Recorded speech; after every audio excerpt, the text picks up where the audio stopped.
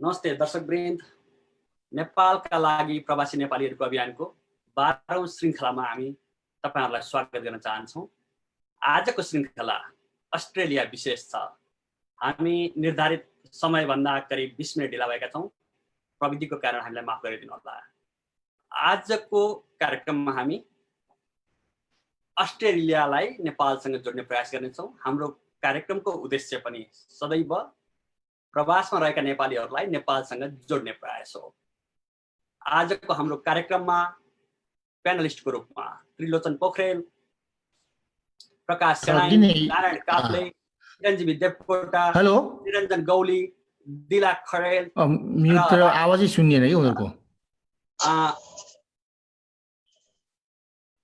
आजको कार्यक्रममा हामी अस्ट्रेलियाबाट नेपाल बारेमा धारणाहरू सुन्नेछौँ। यो चाहिँ म्युटमा हरियो छ हैन?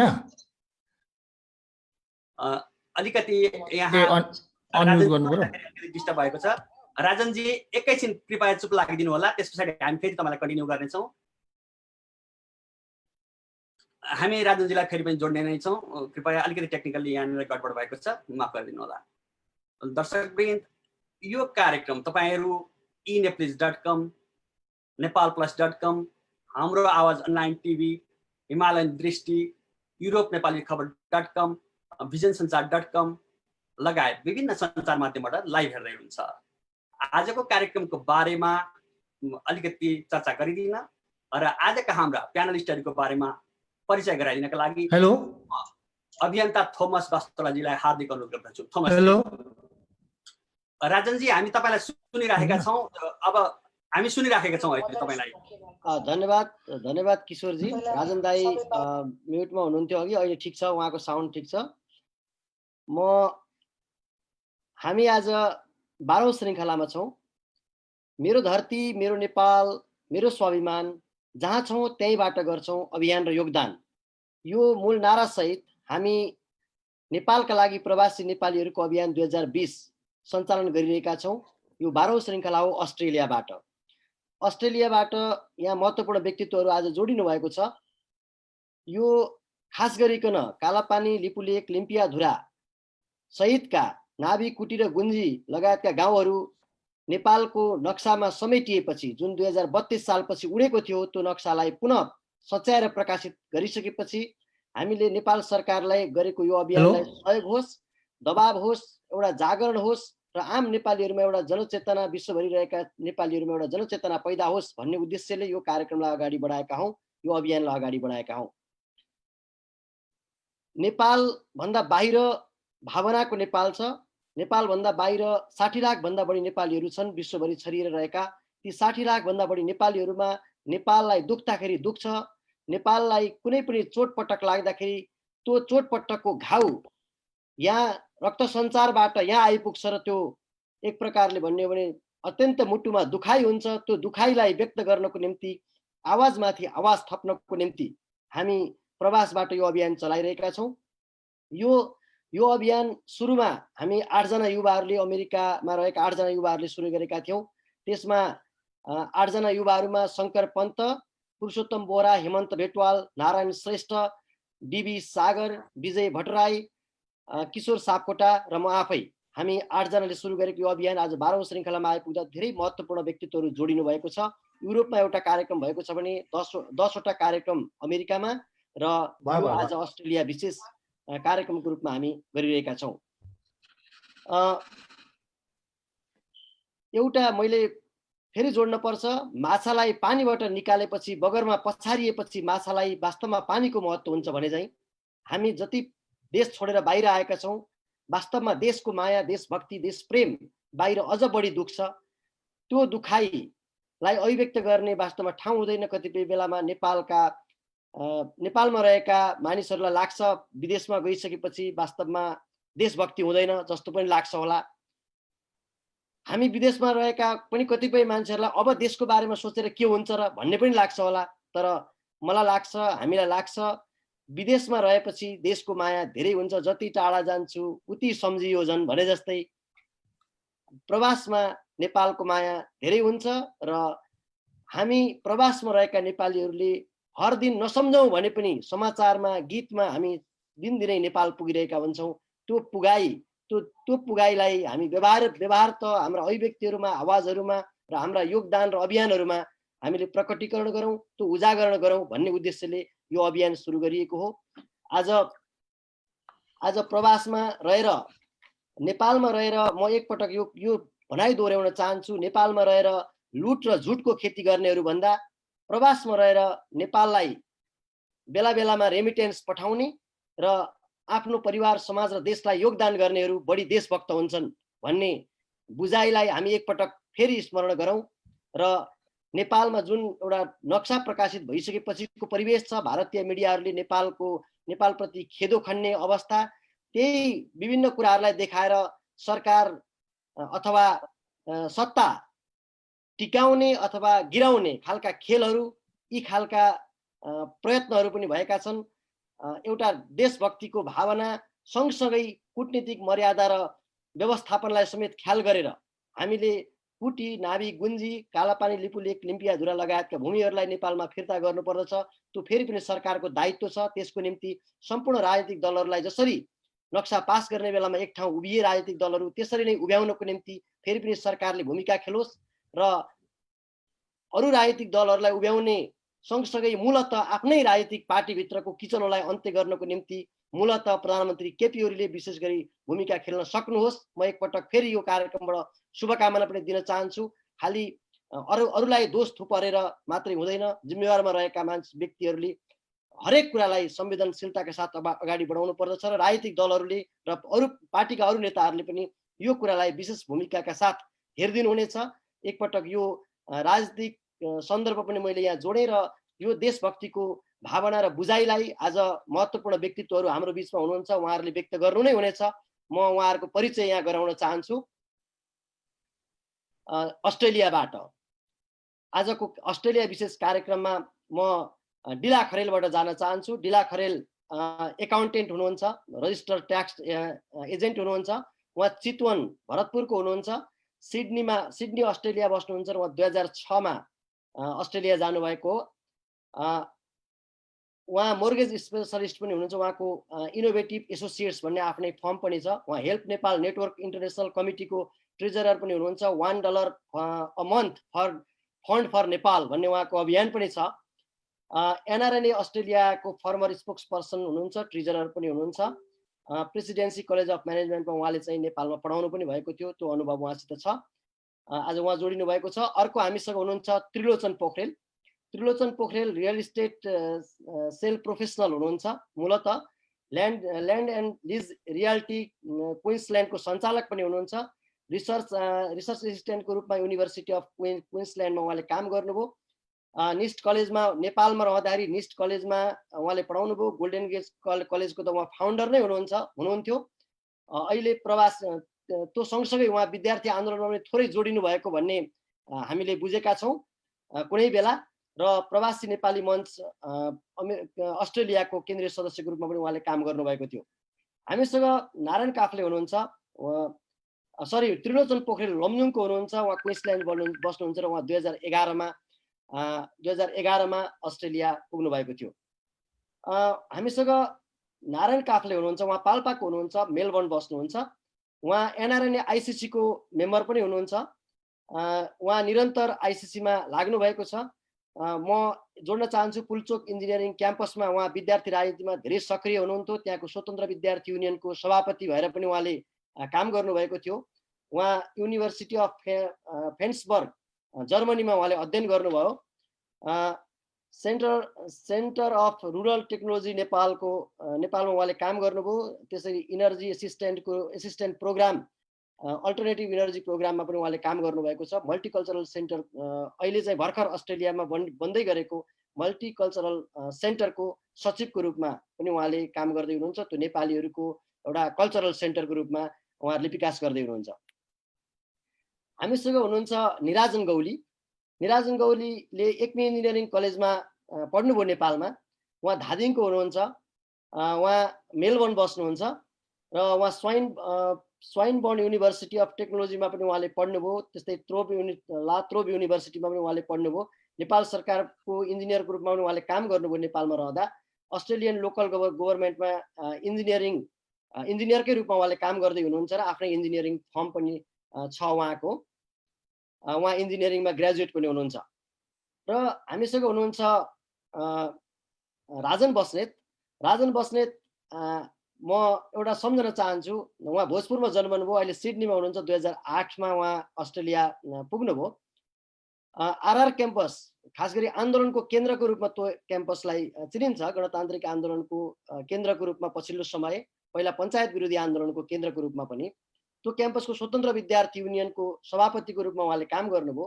अझ अर्को सन्दर्भ जोड्न चाहन्छु, म रत्नराज लक्ष्मी क्याम्पसमै पढेको। त्यहाँ म प्रवेश गर्दा उहाँ स्वतन्त्र विद्यार्थी युनियनको सभापति नै हुनुहुन्थ्यो। त्यो सन्दर्भ पनि जोड्न चाहन्छु। र अन्डासोबी केन्द्रीय कार्यालय, अन्डासोबीको केन्द्रीय कार्यालयको सचिवको रूपमा पनि उहाँले काम गर्नुभयो। प्रवासी नेपाली मञ्चको पूर्व वरिष्ठ उपाध्यक्षको रूपमा अस्ट्रेलियामा आएदेखि नै उहाँले काम गर्नुभयो। अहिले एनआरएनए आइसिसी मेम्बरको रूपमा उहाँ काम गरिरहनु भएको छ। निरन्तर विभिन्न सामाजिक संस्थाहरूमा पनि उहाँ जोडिनु भएको छ। मूलत राजनीतिक रूपमै उहाँ चाहिँ अगाडि बढ्दै आउनुभयो र अहिले पनि उहाँको भूमिका त्यसरी नै अस्ट्रेलियामा बुझ्ने गरिन्छ। र हामीसँग हुनुहुन्छ प्रकाश सेडाई। प्रकाश सेडाई चितवनको हुनुहुन्छ। उहाँ मेलबर्न बस्नुहुन्छ। 2008मा उहाँ पनि अस्ट्रेलिया पुग्नुभयो। उहाँ आफ्नै एउटा बिजनेस चलाएर बसिरहनु भएको छ, रेस्टुरेन्ट बिजनेस।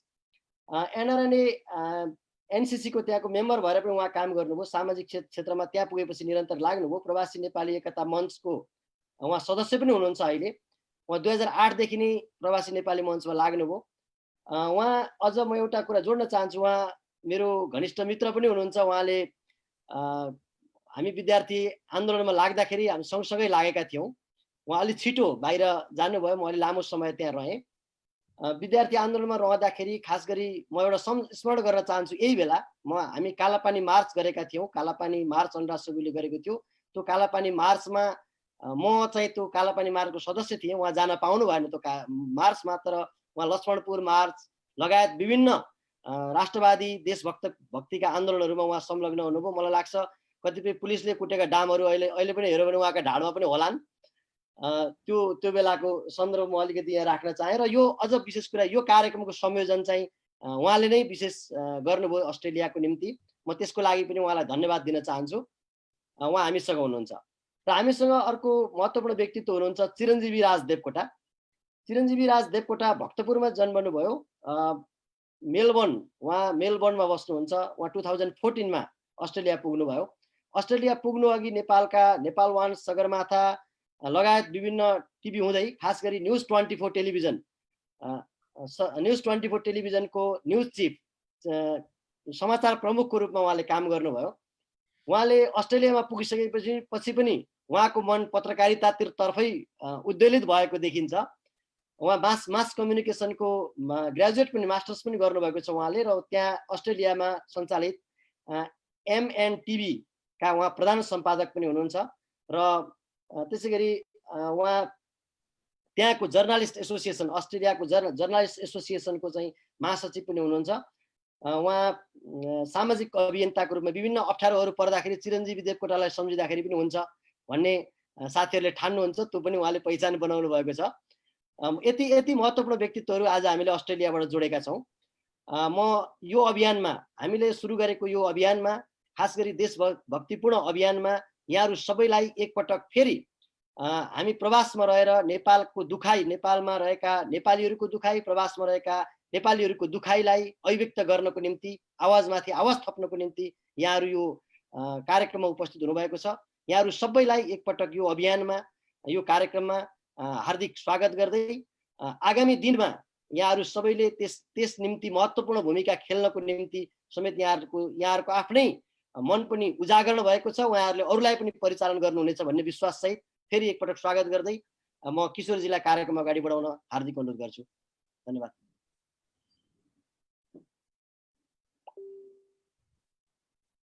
अनम्युट गर्नु किशोरजी, अनम्युट। माफ गर्नु होला। धन्यवाद थोमसजी। आज हाम्रा प्यानलिस्टहरूको बारेमा अत्यन्त छोटो मिठो परिचय गराइदिनु भयो, जुन परिचयका लागि उहाँहरू सबै लायक हुनुहुन्छ, सबै योग्य हुनुहुन्छ।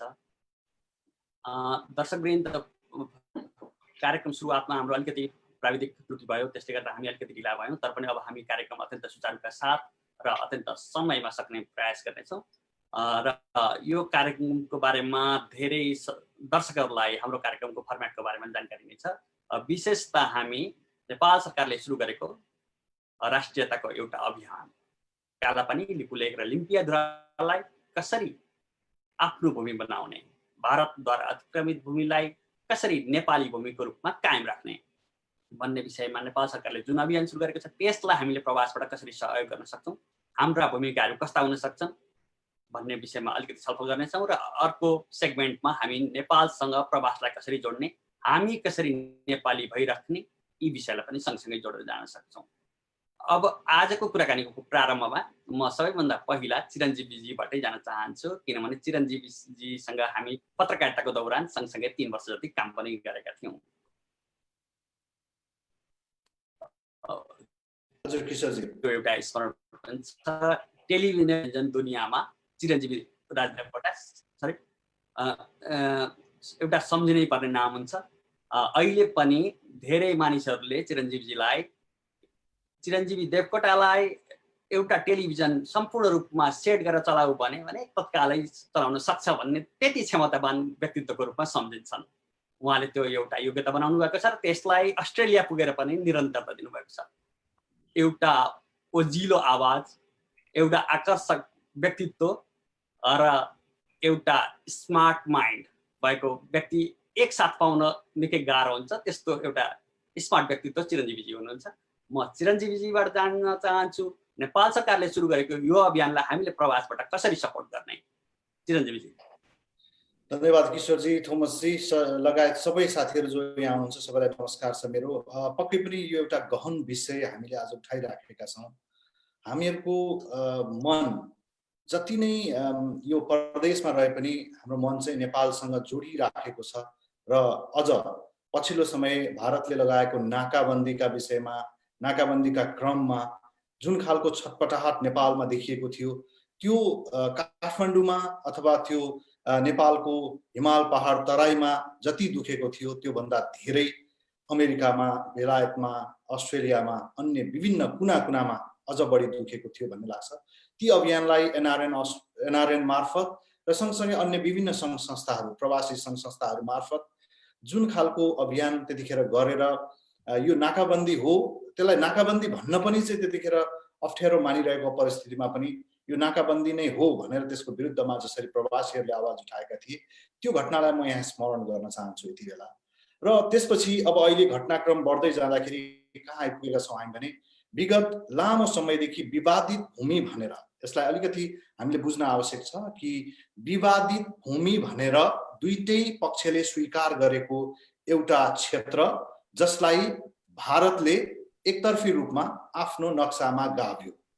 त्यो गाभिसकेको अवस्थामा सरकारले त्यसको प्रत्युत्तर दिने, जुन एउटा स्वतन्त्र राष्ट्रले त्यसको प्रत्युत्तर दिने हक राख्दछ, त्यो हक अन्तर्गत सरकारले त्यसको जवाफ दियो र आफ्नो नक्सामा त्यसलाई गाभेको अवस्था छ, त्यसलाई प्रकाशित गरेको अवस्था छ। त्यति मात्र होइन, सरकारले संसदबाट नै र त्यसै गरी संविधानमै संशोधन गरेर पनि त्यसलाई आफ्नो बनाइसकेको अवस्था छ। तर अब यहाँ प्रश्न उठ्छ कि अब यो त भयो एउटा चाहिँ जुन प्रक्रिया भारतले सुरु गर्यो त्यो विवादित भूमिमा, त्यसलाई दिएको जवाफ भयो। तर अब कूटनीतिक माध्यमबाट, वार्ताको माध्यमबाट या अन्य कुन क्षेत्रबाट कसरी योगदान गरेर हामीले त्यो भूमि जुन हाम्रो हो, जसलाई सुगौली सन्धिले पनि हाम्रो हो भनिसकेको छ, त्यसका प्रमाण तथ्यहरूले त्यही बताएका छन्। बीचमा यो गएको 30-40 वर्षमा धेरै पटक यस्ता कामहरू भएका छन् जसले चाहिँ बिस्तारै बिस्तारै त्यो भूमिलाई भारतले आफ्नो हो भनेर दाबी गर्ने र त्यसमा विभिन्न खाले गतिविधिहरू गर्ने कार्यक्रमहरूलाई अगाडि बढाइरहेको थियो। हो, त्यतिखेर नेपालमा एउटा हामी सबैले बुझ्नुपर्ने कुरा चाहिँ के छ भने नेपालमा अस्थिरता भएको बेलामा सायद हिजो कसैले यो विषयलाई प्रमुखताका साथ उठाउन सकेनन् होला, त्यो एउटा वास्तविकता हुन सक्छ। तर म के विश्वास गर्छु भनेदेखि कुनै पनि नेपालीले त्यो क्षेत्र चाहिँ भारतकै हो, भारतले नै लिनुपर्छ अथवा उसकै हो, हामीले त्यसमा चाहिँ दाबी छोडिदिनुपर्छ भनेको छ जस्तो मलाई लाग्दैन। त्यसैले अब प्रवासीको भूमिकाको विषयमा आउँदाखेरि मलाई के लाग्छ भनेदेखि हामीहरू विभिन्न निकायमा छौँ, विभिन्न ठाउँहरूमा छौँ, विभिन्न ओहदामा छौँ, विभिन्न क्षेत्रमा छौँ। यी सबै क्षेत्रमा चाहिँ वास्तवमा नेपालमा भएको यो हो भनेर त्यसलाई लिएर जाने एउटा अभियान आवश्यक छ। यो अभियानकै रूपमा अहिले जुन किशोरजी थोमसजीहरूले सुरु गर्नु भएको छ त्यसलाई म एप्रिसिएट गर्छु र साथसाथै हामीले अब यो अभियानलाई अघि मैले भने विभिन्न क्षेत्र तह तबका जुन छ अन्तर्राष्ट्रिय समुदायमा यसलाई चाहिँ प्रष्ट राख्न सक्नुपर्छ। सँगसँगै नेपाल सरकारले पनि काम गर्दै नै रहन्छ। हामीहरूको भूमिका चाहिँ त्यसलाई यो अन्तर्राष्ट्रिय समुदायमा यसलाई अन्तर्राष्ट्रियकरण गर्न र हाम्रो भूमिका के हो भन्ने कुरा चाहिँ देखाउन आवश्यक छ जस्तो लाग्छ। अन्तर्राष्ट्रिय निकाय नियोगहरू सबैमा जहाँ आफ्नो पहुँच छ त्यहाँ चाहिँ अहिले यस्तो भइराखेको छ, यसका तथ्यहरू यी हुन्, प्रमाणहरू यी हुन् भन्ने कुरालाई अगाडि राख्नुपर्छ जस्तो लाग्छ किशोरजी। अहिले सुरुमा मैले अरू विषयहरू पनि फेरि जोड्दै जानेछु पक्कै पनि। हामीहरूले म एउटा कुरा चाहिँ म सुरुदेखि नै अलिकति नेपालको each and every day to day political scenario अथवा एक्टिभिटिजहरूमा चाहिँ विदेशमा बसेर हामीले आलोचना गरिरहने हरेक गतिविधिहरूमा चाहिँ एकदमै उही नेपालमा भएको भन्दा पनि बढी गरिरहनु पर्छ भन्ने कुराको चाहिँ म पक्षधर होइन। तर यस्ता महत्त्वपूर्ण इस्युहरू छन् जस्तो मैले अघि नाकाबन्दीको कुरा गरेँ या अहिले चाहिँ यो सीमा अतिक्रमणको कुरा छ, त्यसै गरी अन्तर्राष्ट्रिय मञ्चहरूमा नेपाललाई एक ल्याउने कुराहरू छन् अथवा यी विषयहरू छन् भने यिनीहरूमा चाहिँ एउटा भूमिका आवश्यक हुन्छ। त्यो भूमिका खेल्नुपर्छ र प्रवासमा रहेर हामीले गर्न सक्ने योगदान यो नै हो जस्तो लाग्छ। देशको समृद्धिका लागि हामीहरूले यहाँबाट गर्न सक्ने भूमिका एउटा हुन सक्छ, सँगसँगै देशको स्वाभिमान, देशको स्वतन्त्रता अखण्डताको लागि गर्ने यति बेलाको आवश्यकता चाहिँ यो हो जस्तो लाग्छ। किशोरजी धन्यवाद चिरञ्जीवीजी। दर्शकवृन्द, हामी अस्ट्रेलियाको साथीहरूसँग छौँ आज र अस्ट्रेलियामा आज सोमबार दिउँसो छ। धेरै साथीहरूको काम थियो होला, त्यो व्यस्त समयको बिचमा पनि यहाँहरू हामीसँग जोडिनु भएको छ, यसको लागि धेरै धेरै धन्यवाद दिन चाहन्छौँ। र म अब डिला खरेलज्यूसँग जान चाहन्छु। उहाँ अलिकति हतारमा पनि हुनुहुन्छ भन्ने मैले बुझिरहेको छु। डिला सरलाई पनि म त्यही प्रश्न दोहोऱ्याउन चाहन्छु। नेपाल सरकारले सुरु गरेको अभियानमा प्रवासबाट हामीले कसरी सपोर्ट गर्ने? डिला सर। सबैजनालाई नमस्कार, जहाँ जहाँबाट हामीलाई सुनिराख्नु भएको छ र तपाईँ सम्पूर्ण साथीहरूलाई मेरो धेरै धेरै आभार र धन्यवाद। यो अत्यन्तै महत्त्वपूर्ण र नेपालीलाई मात्रै नभएर संसारभरका विश्वभरकै सचेत नागरिकहरूलाई चासो हुने विषय हो यो हरेक देशको सीमा क्षेत्रको। र जो हाम्रो भर्खरै अहिलेको सरकारको नेतृत्वमा अगाडिका सरकारहरूले पनि केही काम गरिरहेको भन्ने फ्याक्ट्सहरू चाहिँ अगाडि आयो र अहिलेको प्राइम मिनिस्टरको लिडरसिपमा अहिलेको एक्जिक्युटिभले जसरी तथ्य र प्रमाणहरू सहित नक्सा सार्वजनिक गरेर यसलाई एउटा legitimately in front of world संसारको अगाडि राख्यो, यो कामको मुक्त कण्ठले सम्पूर्ण राष्ट्रवादी देशभक्त र सचेत नेपाली नागरिकले प्रशंसा गर्नु नै पर्छ र वर्तमान कार्यकारीलाई र इन्भल्भ सबैलाई the executive deserves a high respect for this matter. र दोस्रो कुरा के हो भने अहिलेको एक्जिक्युटिभले नक्सा सार्वजनिक गर्ने काम सँगसँगै एजुकेसन पनि गर्नुपर्ने हुन्छ। टु बी अनेस्ट, म युवा अवस्थामै छु, 40 भन्दा कमको उमेरमा छु। यो हिस्टोरिकल फ्याक्ट चाहिँ मलाई सुगौली सन्धि मात्रै थाहा छ र नेपालको भूमि मिचिनु हुन्न भन्ने थाहा छ।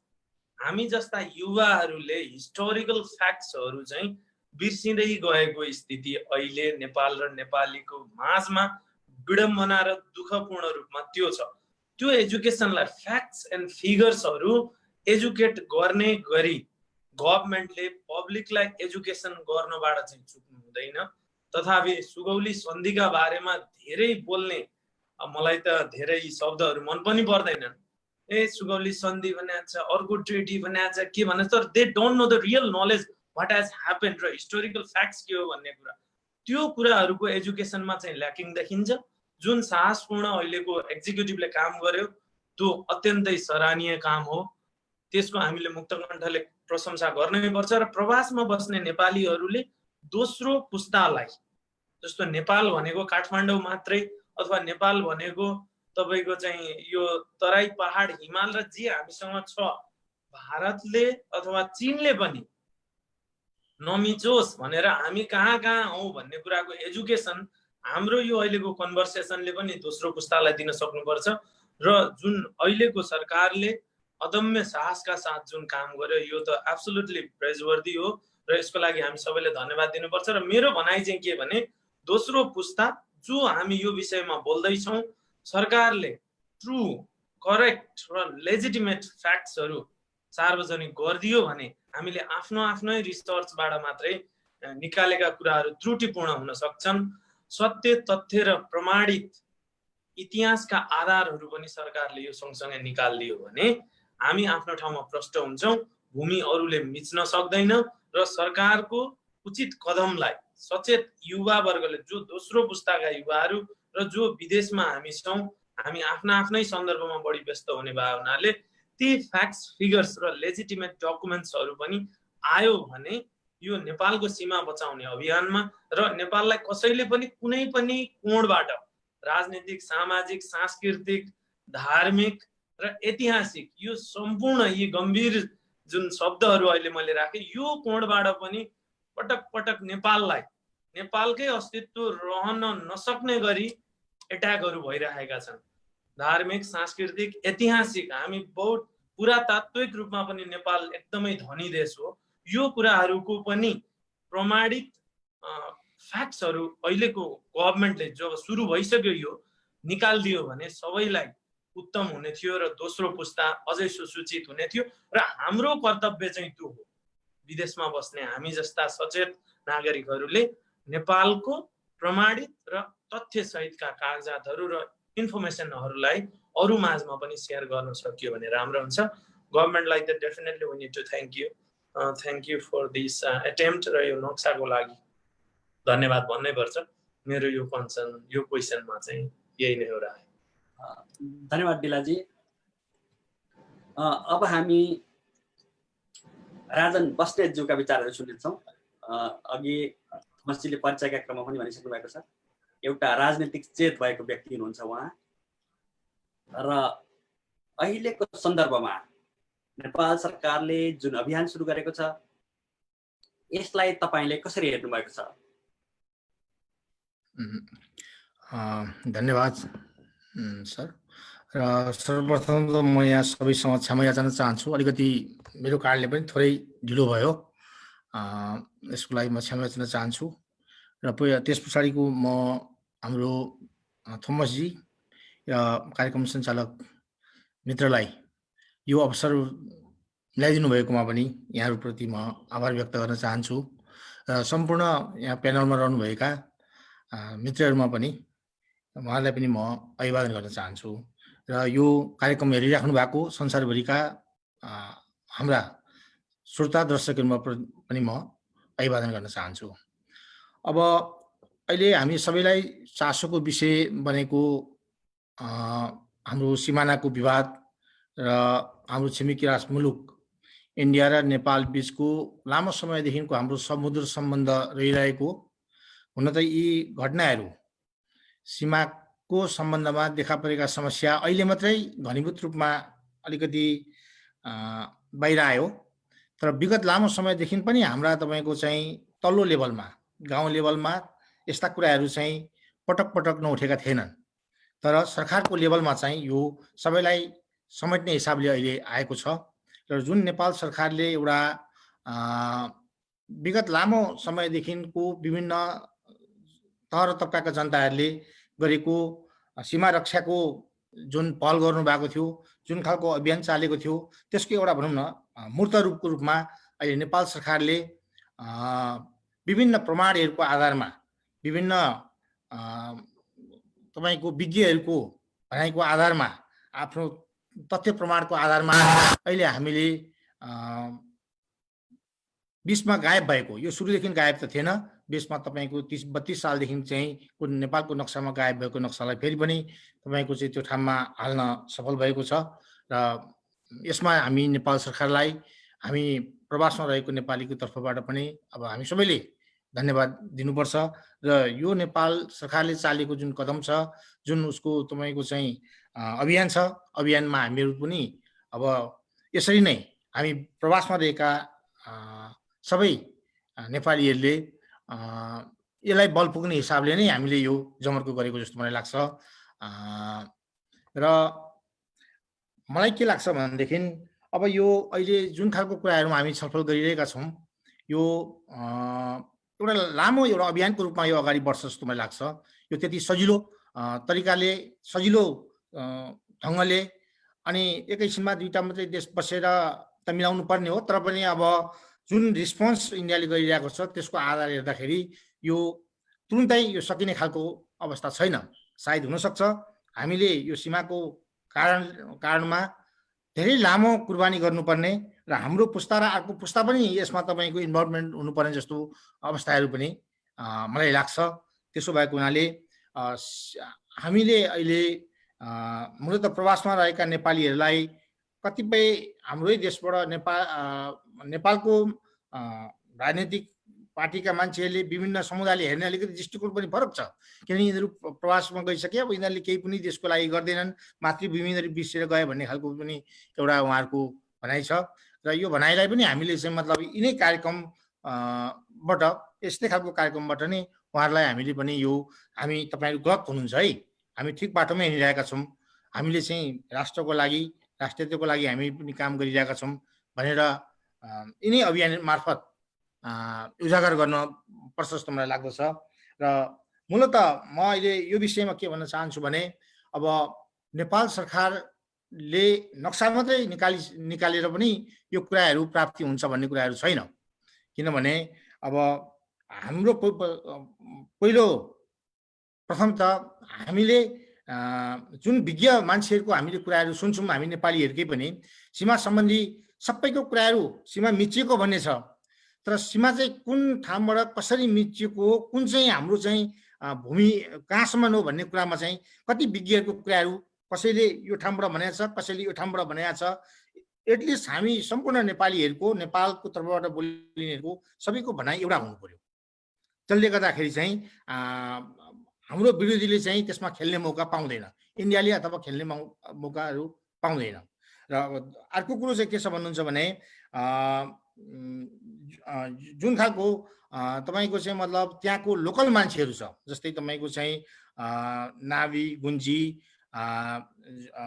लिपियाधुरा, त्यहाँसम्मको जुन 3टा गाउँको बसोबास गरेको मान्छेहरू छ, त्यो ठाउँको मानिसहरूसँग पनि भोलि यो इस्यु अन्तर्राष्ट्रियकरण हुँदाखेरि र भोलि तपाईँको चाहिँ मतलब हामी कुनै पोजिसनमा गएर मिल्नु पर्दाखेरि अन्ततः तपाईँको चाहिँ के गर्दो रहेछ भने हाम्रो प्राक्टिसहरू, अन्तर्राष्ट्रिय प्राक्टिस हेर्दाखेरि चाहिँ त्यहाँको जनताको अभिमत के छ त, होइन? यो जनता चाहिँ मतलब अब अहिले भएको ठाउँमा बस्न चाहन्छ कि अथवा तपाईँको चाहिँ अर्को हाम्रो नेपालतिर बस्न चाहन्छ त भनेर पनि उनीहरूको तपाईँको चाहिँ अभिमत लिने गर्छ अथवा जनमत गराउन सक्छ।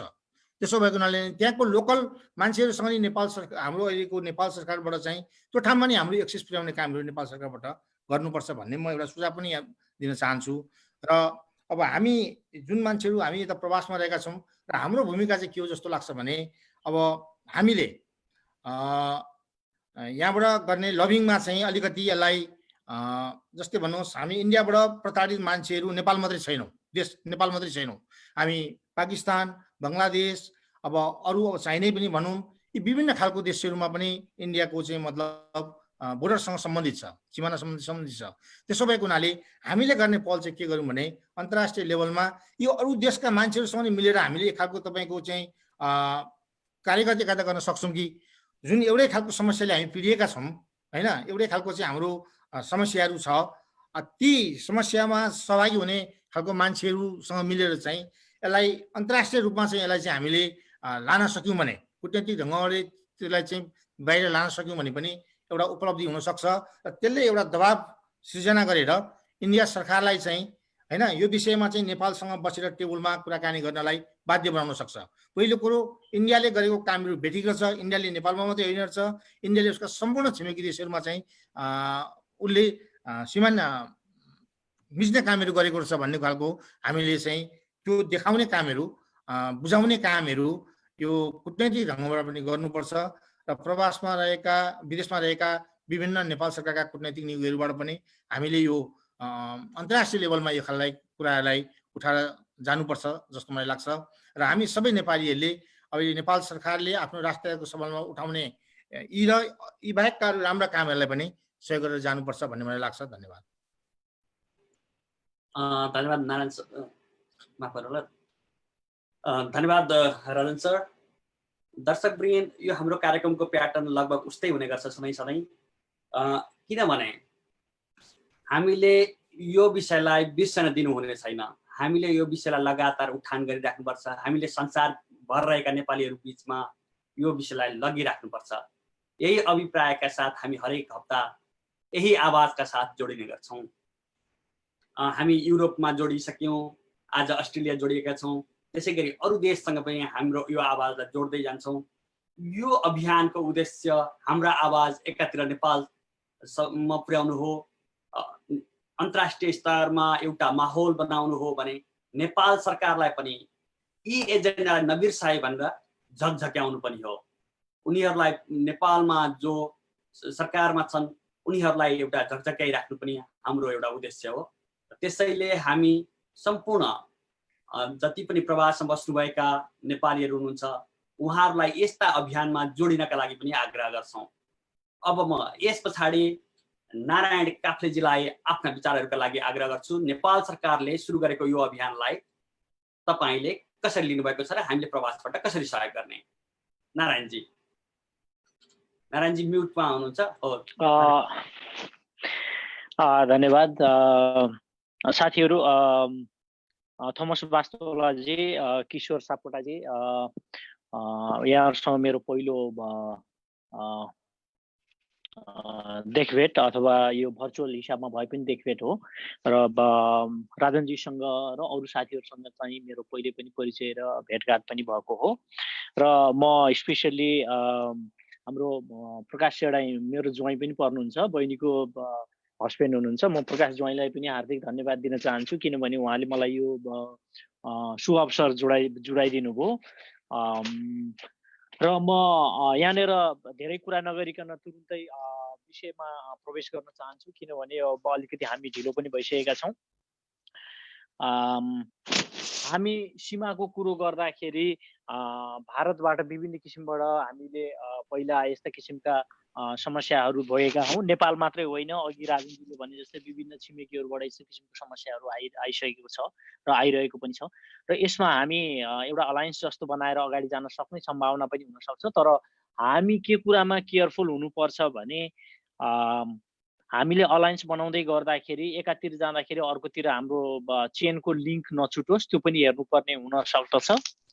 र जहाँसम्म यो स्पेसल्ली अहिलेको अवस्थामा हामीले वेस्टर्न बोर्डरमा लिम्पियाधुरादेखि लिएर पूर्वको जुन किसिमको भूमिलाई नेपालले आफ्नो नक्सामा राख्यो र विवादित भूमि भन्दै पनि मलाई लाग्छ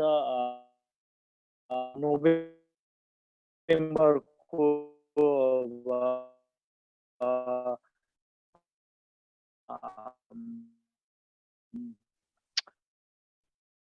सुरुमा भारतले सडकहरू विभिन्न किसिमको संसदले सरकारलाई निर्देशन दियो र सरकारले त्यो निर्देशन अनुसार निर्देशन पालन गरेर सम्पूर्ण राजनीतिक दलहरूलाई एक ढिक्का बनाएर जुन किसिमको काम गर्यो त्यो साह्रै सराहनीय काम हो। अब नेपाल सरकारले एक लेभलको काम गरिसकेको छ र हामीले के पनि बुझ्न जरुरी छ भने सरकार एक्लैले केही गर्ने होइन, सरकार एक्लो भनेको केही पनि होइन। हामी सबैजना हुँदाखेरि कुनै पनि काम फत्ते गर्न सक्छौँ भन्ने कुरो चाहिँ यहाँ देखिन आएको छ।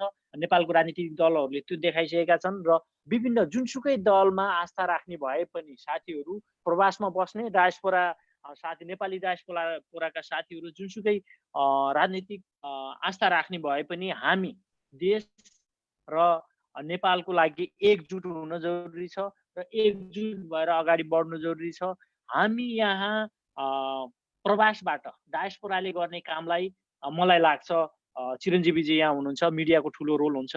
मिडियाले नै यी सबै चिजहरू म यो विवादको बारेमा विभिन्न नेताज्यूहरूको कुरा सुन्दाखेरि नागरिक अभियन्ता अब यहाँहरू जस्तै जुन किसिमबाट एउटा इस्युलाई निकाल्नुभयो र त्यो इस्युलाई मिडियाले मर्न दिएन र त्यो हिसाबमा यो इस्यु अहिले आएर कमसेकम एउटा लेभलमा पुग्यो भनेर सबैजनाले मिडियालाई एप्रिसिएट गरेको प्रशंसा गरेको मैले सुनेको थिएँ। त्यस्तै गरेर यो इस्युमा पनि अब हामीले यसपछिको अनदर स्टेपमा मिडियाको पनि ठुलो भूमिका हुने हुँदाखेरि मेरो आग्रह चिरञ्जीवीजी यहाँ महासचिव पनि हुनुहुन्छ मिडिया कर्मी साथीहरूको, उहाँहरूको ठुलो भूमिका रहन्छ र उहाँहरूले पनि अलिकति हाम्रो एक्टिभिटीहरू जुन अब हामीले एक्टिभिटी गर्नु पर्यो र उहाँहरूले त्यसलाई हाइलाइट गरेर अगाडि बढाउनु पर्यो। र मेरो सानो कुरो एउटा प्रसङ्ग म यहाँनिर उठाउन चाहेँ, सायद चिरञ्जीवीजीले उठाउनु भएको थियो यो नाकाबन्दीको बेलामा यहाँ सबै साथीहरू का साथीहरूदेखि लिएर सबै साथीहरूले होइन यो भन्दै गर्दाखेरि सायद मलाई लाग्छ मेलबर्नले पहिलो पटक अब 5-7 जना मात्रै गएका थियौँ, धेरै साथीहरू डराउनु भएको थियो। 5-7 जना साथीहरू मध्ये एकजना म पनि थिएँ त्यहाँ पुग्नेमा र हामी गएर मेलबर्नको कन्सुलेट अफिसमा, इन्डियाको कन्सुलेट अफिसमा हामीले ज्ञापन पत्र दिएका थियौँ। त्यो चिज त्यस्तो कुरालाई हामीले यदि सरकारलाई सहयोग गर्ने हो, यो सीमाको बारेमा सहयोग गर्ने हो, नेपाली डायस्पोराले सहयोग गर्ने हो भने हामी यो लेभलमा अगाडि जान जरुरी छ। अब हामीले सरकारले आफ्नो कूटनीतिक पहल सुरु गरोस् र डायस्पोराले के गर्नु जरुरी छ भने अब हामी विभिन्न ठाउँमा कन्सुलेट अफिसमा हुन सक्दछ, राजदूतावासमा हुन सक्छ, के भारतको एम्बेसीमा हुन सक्दछ, ती ठाउँमा गएर हामीले ती एम्बेसीहरू मार्फत, ती कन्सुलेट अफिसहरू मार्फत भारतीय प्रधानमन्त्रीलाई एउटा ज्ञापन पत्र पठाउन जरुरी छ।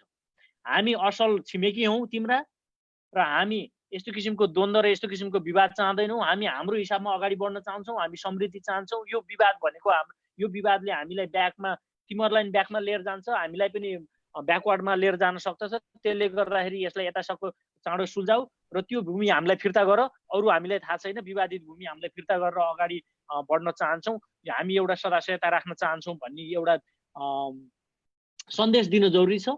र हामी यही अभियान मार्फत हुन सक्दछ भने पनि मेरो आग्रह यहाँ साथीहरूलाई थोमसजी र किशोरजीलाई त्यो विषयमा अगाडि जाउँ। नेपाल सरकारलाई सुरु गर, डायस्पोराबाट हामी साथीहरू यसरी अगाडि बढ्छौँ र यो के अरे ज्ञापन पत्रहरू दिएर अनि त्यसपछि हाम्रो विभिन्न किसिमका भनौँ न अब दस्तावेजहरू राखेर र ती दस्तावेजलाई नेपालीका माझमा पुर्याउनको निम्ति हामीले सहयोग गर्नुपर्दछ, एजुकेट गर्नुपर्दछ। ऐडिला भाइले भने जस्तै अलिकति हामी एजुकेसनको पनि अलिकति हामीले भूमिका एजुकेट गर्ने, हामी आफैलाई सेल्फ एजुकेसन पनि जरुरी छ र हामीले हाम्रो पुस्तालाई पनि एजुकेट गर्न जरुरी छ। त्यो चिज गरौँ भन्ने मेरो हार्दिक आग्रह हो। र यसमा एनआरएनएको आइसिसी मेम्बरको हिसाबमा कस्तो किसिमबाट हामीले अगाडि बढाउन सक्दछौँ यसलाई र यो हाम्रो सीमा रक्षाको कुरोलाई र यसलाई भनौँ न एउटा उच्च लेभलमा लिएर जानको निम्ति, अर्को लेभलमा लिएर जानको निम्ति, सरकारलाई सहयोग गर्नको निम्ति र देशलाई सहयोग गर्नको निम्ति के गर्न सकिन्छ त्यसमा छलफल गरौँ। हामीले यसलाई आइसिसीको केन्द्रीय समितिमा राखेर कुराकानी गर्न अध्यक्ष हाम्रो कुमार पन्तज्यूदेखि लिएर अरू साथीहरू पनि इच्छुक हुनुहुन्छ जस्तो लाग्छ मलाई, उहाँहरूलाई पनि अगाडि बढाउन सकिन्छ। र त्यसमाथि पनि म एउटा समितिमा छु, त्यो हामीले सेकेन्ड जेनेरेसनको लागि एउटा समिति बनाएका छौँ, त्यो समितिमा छु म। र त्यो सेकेन्ड जेनेरेसनलाई पनि हामीले अवेर गर्न, एजुकेट गर्नको निम्ति कस्ता किसिमका कुराहरू अगाडि ल्याउन सकिन्छ म खुसी साथ यी सबै चिजहरूलाई ह्याप्पीले अगाडि बढाउन तत्पर छु। र मेरो आग्रह यहाँ साथीहरूलाई के हो भने हामी जुनसुकै, अझै मैले भन्दैछु, जुनसुकै राजनीतिक आस्थाका मान्छे भए पनि हामीले एकचोटि देखाइसकेका छौँ, हामी 100% 100% मानिसहरू एकजना मान्छे बाहेक, अब अनुपस्थित मान्छे बाहेक 100% सांसदहरू एक ठाउँमा बसेर देशका निम्ति काम गर्न सक्छन् भने हामीहरू देश छोडेर बाहिर आइसकेका छौँ। हामीहरूले हाम्रो राजनीतिक आस्थालाई आफ्नो ठाउँमा राखेर देशका निम्ति हामीले के गर्न सक्छौँ, सरकारलाई के सुझाव दिन सक्छौँ, बिना आग्रह पूर्वाग्रह हामी अगाडि बढौँ र यसमा हाम्रो अभियान कन्टिन्यू गर्नुपर्छ, कन्टिन्यू हुनुपर्छ, यसलाई सुचारू राख्नुपर्छ। हुनसक्छ यो पुस्ताले सक्सेस नहुन सक्छ, अर्को पुस्तामा ट्रान्सफर पनि हुन सक्छ, त्यसले गर्दाखेरि हामी यसलाई कन्टिन्यू राख्नु पर्दछ। र डायस्पोरामा रहेका सम्पूर्ण साथीहरूलाई म यहाँहरू मार्फत यसै कार्यक्रम मार्फत पनि के अनुरोध गर्न चाहन्छु, के आह्वान गर्न चाहन्छु भने हामी यो चिजमा 1 इन्च पनि पछाडि नहटेर अटल भएर अगाडि बढौँ, अटल रहौँ र हामी अगाडि बढ्दाखेरि तथ्यका आधारमा र प्रमाणका आधारमा अगाडि बढेर काम गरौँ र हरेक कन्सुलेट अफिसबाट हरेक दूतावासबाट हामीले यो सन्देश नरेन्द्र मोदी इन्डियाको प्राइम मिनिस्टरलाई पठाउँ र यो भूमि हाम्रो हो, तिमीले अतिक्रमण गरे हो, त्यो भूमि छोड भनौँ। र त्यसले गर्दाखेरि एउटा कुरो के हो भने दुईटा कुरो, एउटा कुरो नेपालीहरू बाहिर पनि एकजुट छन् भन्ने कुरो सन्देश उनीहरूलाई पनि जान्छ र अर्को कुरो के हो भने यो इस्युलाई अन्तर्राष्ट्रियकरण गर्न हाम्रो सरकारलाई पनि सहयोग हुन्छ। अब यहाँनिर हामीले फर एक्जाम्पल ज्ञापन पत्र दिन जाँदाखेरि हामीले यहाँको लोकल अथोरिटीसँग लिनुपर्ने हुन्छ, एप्रुभल लिनुपर्ने हुन्छ। त्यो एप्रुभल लिँदै गर्दाखेरि यहाँ के हो कसो हो भनेर मान्छेले सोध्दै जान्छ, ए यस्तो पो रहेछ, इन्डियाले यस्तो गरेको रहेछ भनेर त्यहाँबाट मान्छेले जागरुक हुन्छ र त्यहाँबाट इस्यु बुझ्न थाल्दछ र हाम्रो पक्षमा मान्छेहरूलाई ल्याउनको निम्ति अन्तर्राष्ट्रिय जगतलाई पनि हाम्रो पक्षमा ल्याउनको निम्ति सहयोग हुन्छ जस्तो लाग्दछ। सायद मैले धेरै बोलेँ, अब प्रसङ्गमा त्यति आइन थाहा छैन, तर अब म यो इस्यु मैले सुन्नको निम्ति मात्रै आएको हो, म प्रिपेयर भएर वास्तवमा बोल्नको निम्ति मौका दिनुभयो, त्यसको निम्ति हार्दिक धन्यवाद। र सबै यो कार्यक्रम मार्फत यो भनौँ न यो प्लेटफर्म मार्फत यस कार्यक्रम सुन्ने सम्पूर्ण श्रोताहरू दर्शकज्यूहरूमा पनि म हार्दिक नमन गर्न चाहन्छु र यति भन्दै यहाँहरूबाट बिदा हुन चाहन्छु। धन्यवाद, समयका निम्ति धन्यवाद। धन्यवाद नारायण काफलेज्यू। नारायणजीले गइहाल्छु है। नारायणजीले धेरै इस्युहरूलाई यहाँ एकसाथ जोडिदिनु भएको छ र साँच्चै नै हामी प्रवासमा बस्नेले के गर्ने, नेपाल सरकारले के गर्ने भन्ने विषयमा पनि आफ्नो विचार राख्नु भएको छ। निश्चय पनि हामी यो अभियानलाई चलाउँदै गर्दा कुनै एक्सपर्टहरूसँग कुरा गरिरहेका हुँदैनौँ। हामी आम मानिसहरूसँग कुरा गर्छौँ जो नेपाललाई माया गर्छन्, जो नेपाली भूभाग नेपालले पाउनुपर्छ, नेपालको उपभोगभित्र हुनुपर्छ भन्ने मान्यता राख्छन्। त्यसैले यी आवाज हामी निरन्तर रूपमा चलाइराख्न चाहन्छौँ।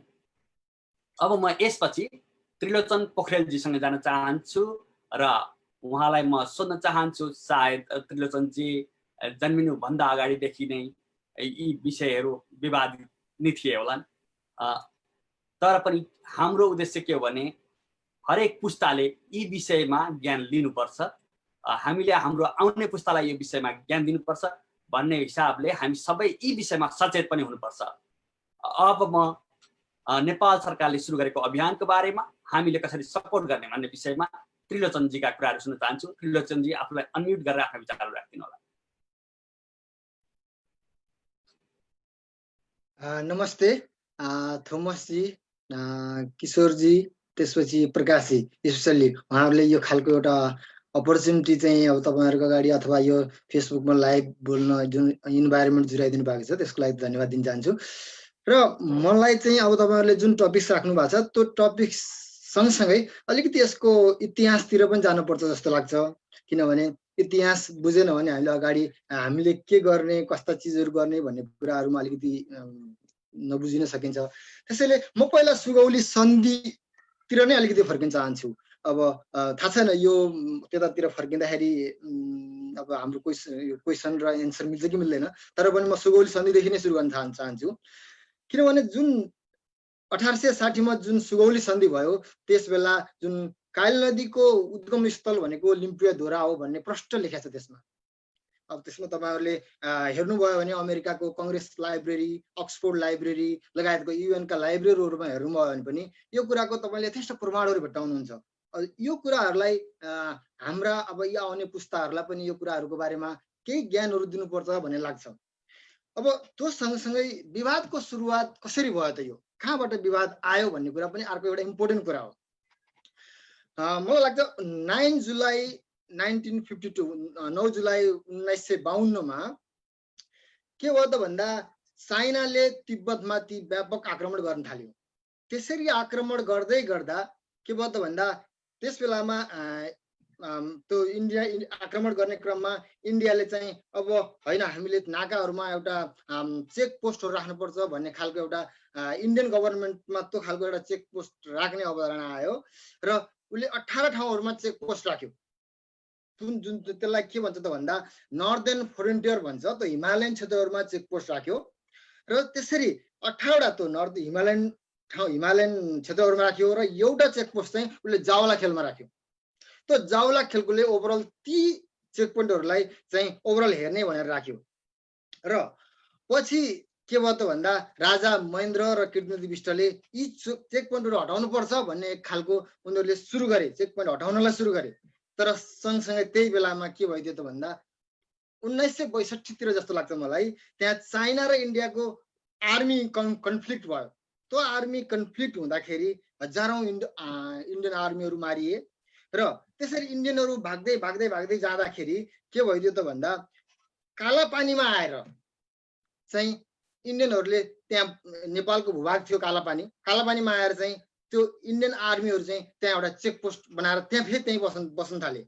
यसरी इन्डियन आर्मीहरू त्यहाँ बस्दै जाँदै गर्दा पछि के भयो त भन्दा उनीहरूलाई त्यहाँबाट फर्काउन अब त्यो बेलाको गभर्मेन्टले प्रयास त गर्यो होला, तर उनीहरू फर्किन मानेनन्। फर्किन नमानिसकेपछि त्यही एउटा चेकपोस्ट बनाएर बसे र पछि यो कुरा चाहिँ के भयो त भन्दा राजतन्त्र जुन नेपालमा राजतन्त्र थियो त्यो बेलामा यो खासै त्यति धेरै सुशुद्ध अवस्थामा भयो। यो सीमाको बारेमा धेरै कुराहरू आएन।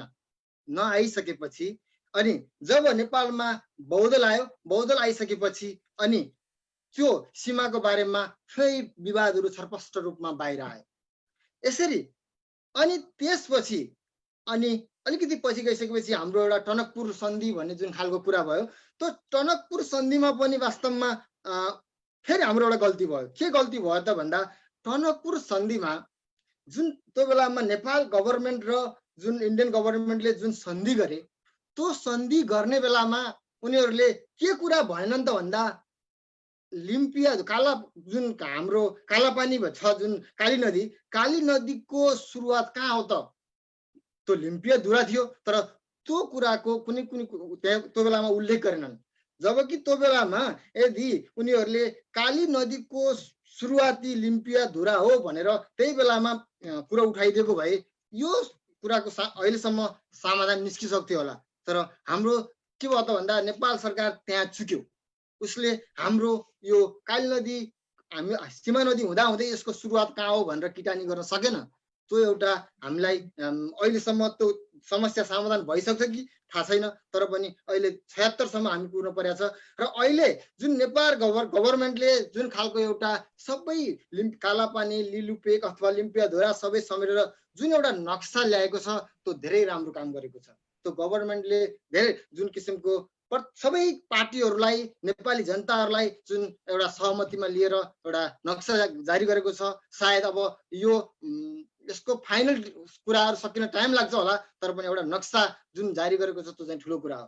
र अब अहिलेको परिस्थितिमा हामी बाहिर बसेका मान्छेहरूको रोल के त? अब हाम्रो रोल के त भन्ने कुरामा सबैभन्दा पहिला कुरा हामीले के बुझ्नुपर्छ त भन्दा हाम्रो रोल आउनुभन्दा पहिला इन्डिया र नेपालले यो कूटनीतिक लेभलबाट समाधान गर्नु पर्थ्यो, तर त्यो स्थिति देखिँदैन। त्यो स्थिति नदेखिएको स्थितिमा अब हामी अहिले इन्टरनेसनल्ली जुन प्रवासमा बसेका नेपालीहरू छौँ, हामी सबैले अब एउटा एकजुट भएर डिप्लोमेटिक तरिकाले कसरी प्रेसर क्रिएसन गर्न सकिन्छ त्योतिर सोच्नु पर्ने बेला भयो कि भन्ने एउटा त्यो लाग्छ। त्यस्तै अर्को यी कुराहरूलाई हामीले युएनहरूमा पनि युएनहरूमा ती कुराहरू लान सक्छौँ। त्यस्तै हामी नेपाल जहिले पनि हामी चेक एन्ड ब्यालेन्सको सिद्धान्तलाई अप्नाउँदै आएका छौँ र हामी जहिले पनि पञ्चशीलको सिद्धान्त त्यसलाई फलो गर्दै आएका छौँ र न्युट्रल भूमिकामा हामी छौँ। र हाम्रा साइडमा इन्डिया र चाइना जस्ता विश्व शक्तिशाली बन्दै गएका देशहरू छन्। यसरी त्यस्तो बफर जोनमा हामी छौँ।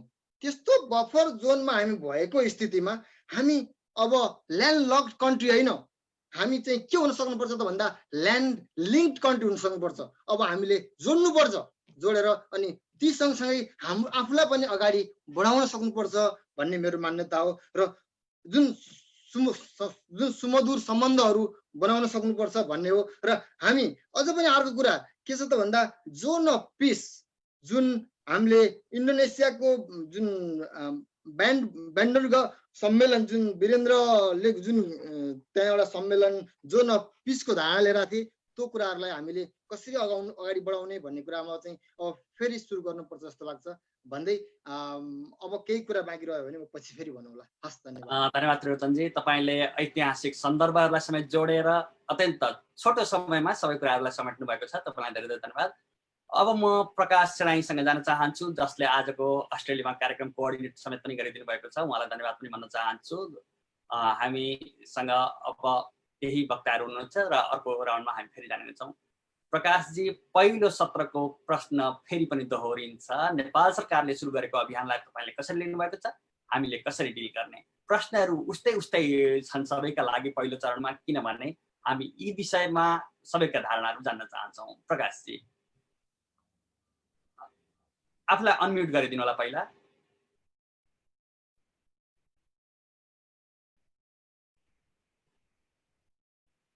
हजुर, ठिक छ जी। यो अवसर जुटाइदिनु भएकोमा र धेरै लामो समय पहिलादेखि यो थोमसजीसँग चाहिँ मेरो कुराकानी हुँदाखेरि हामी प्रवासमा बसेर के गर्न सकिन्छ एउटा हामीले चाहिँ नेपालको लागि एउटा नयाँ कुरा गरौँ भन्ने छलफल हुँदै बिचमा थोमसजी र साथीहरू लगायत यो अभियान सुरु गर्नुभएछ। त्यसको लागि धन्यवाद भन्न चाहन्छु। र हामीलाई संसारबाट हेर्नु भएको छ, उहाँलाई पनि म यहीँबाट म अभिवादन टक्राउन चाहन्छु।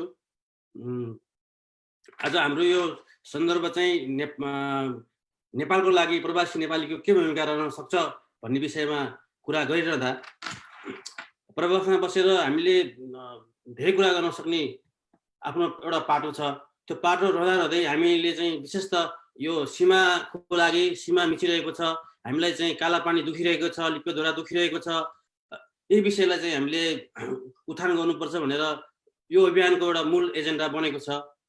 म यसमा के जोड्न चाहन्छु भने योभन्दा करिब 20 वर्ष अगाडि अन्तर्राष्ट्रियले हाल पर्यटन मन्त्री रिकेश भट्टराईको नेतृत्वमा एउटा कालामारी मार्च गर्यो।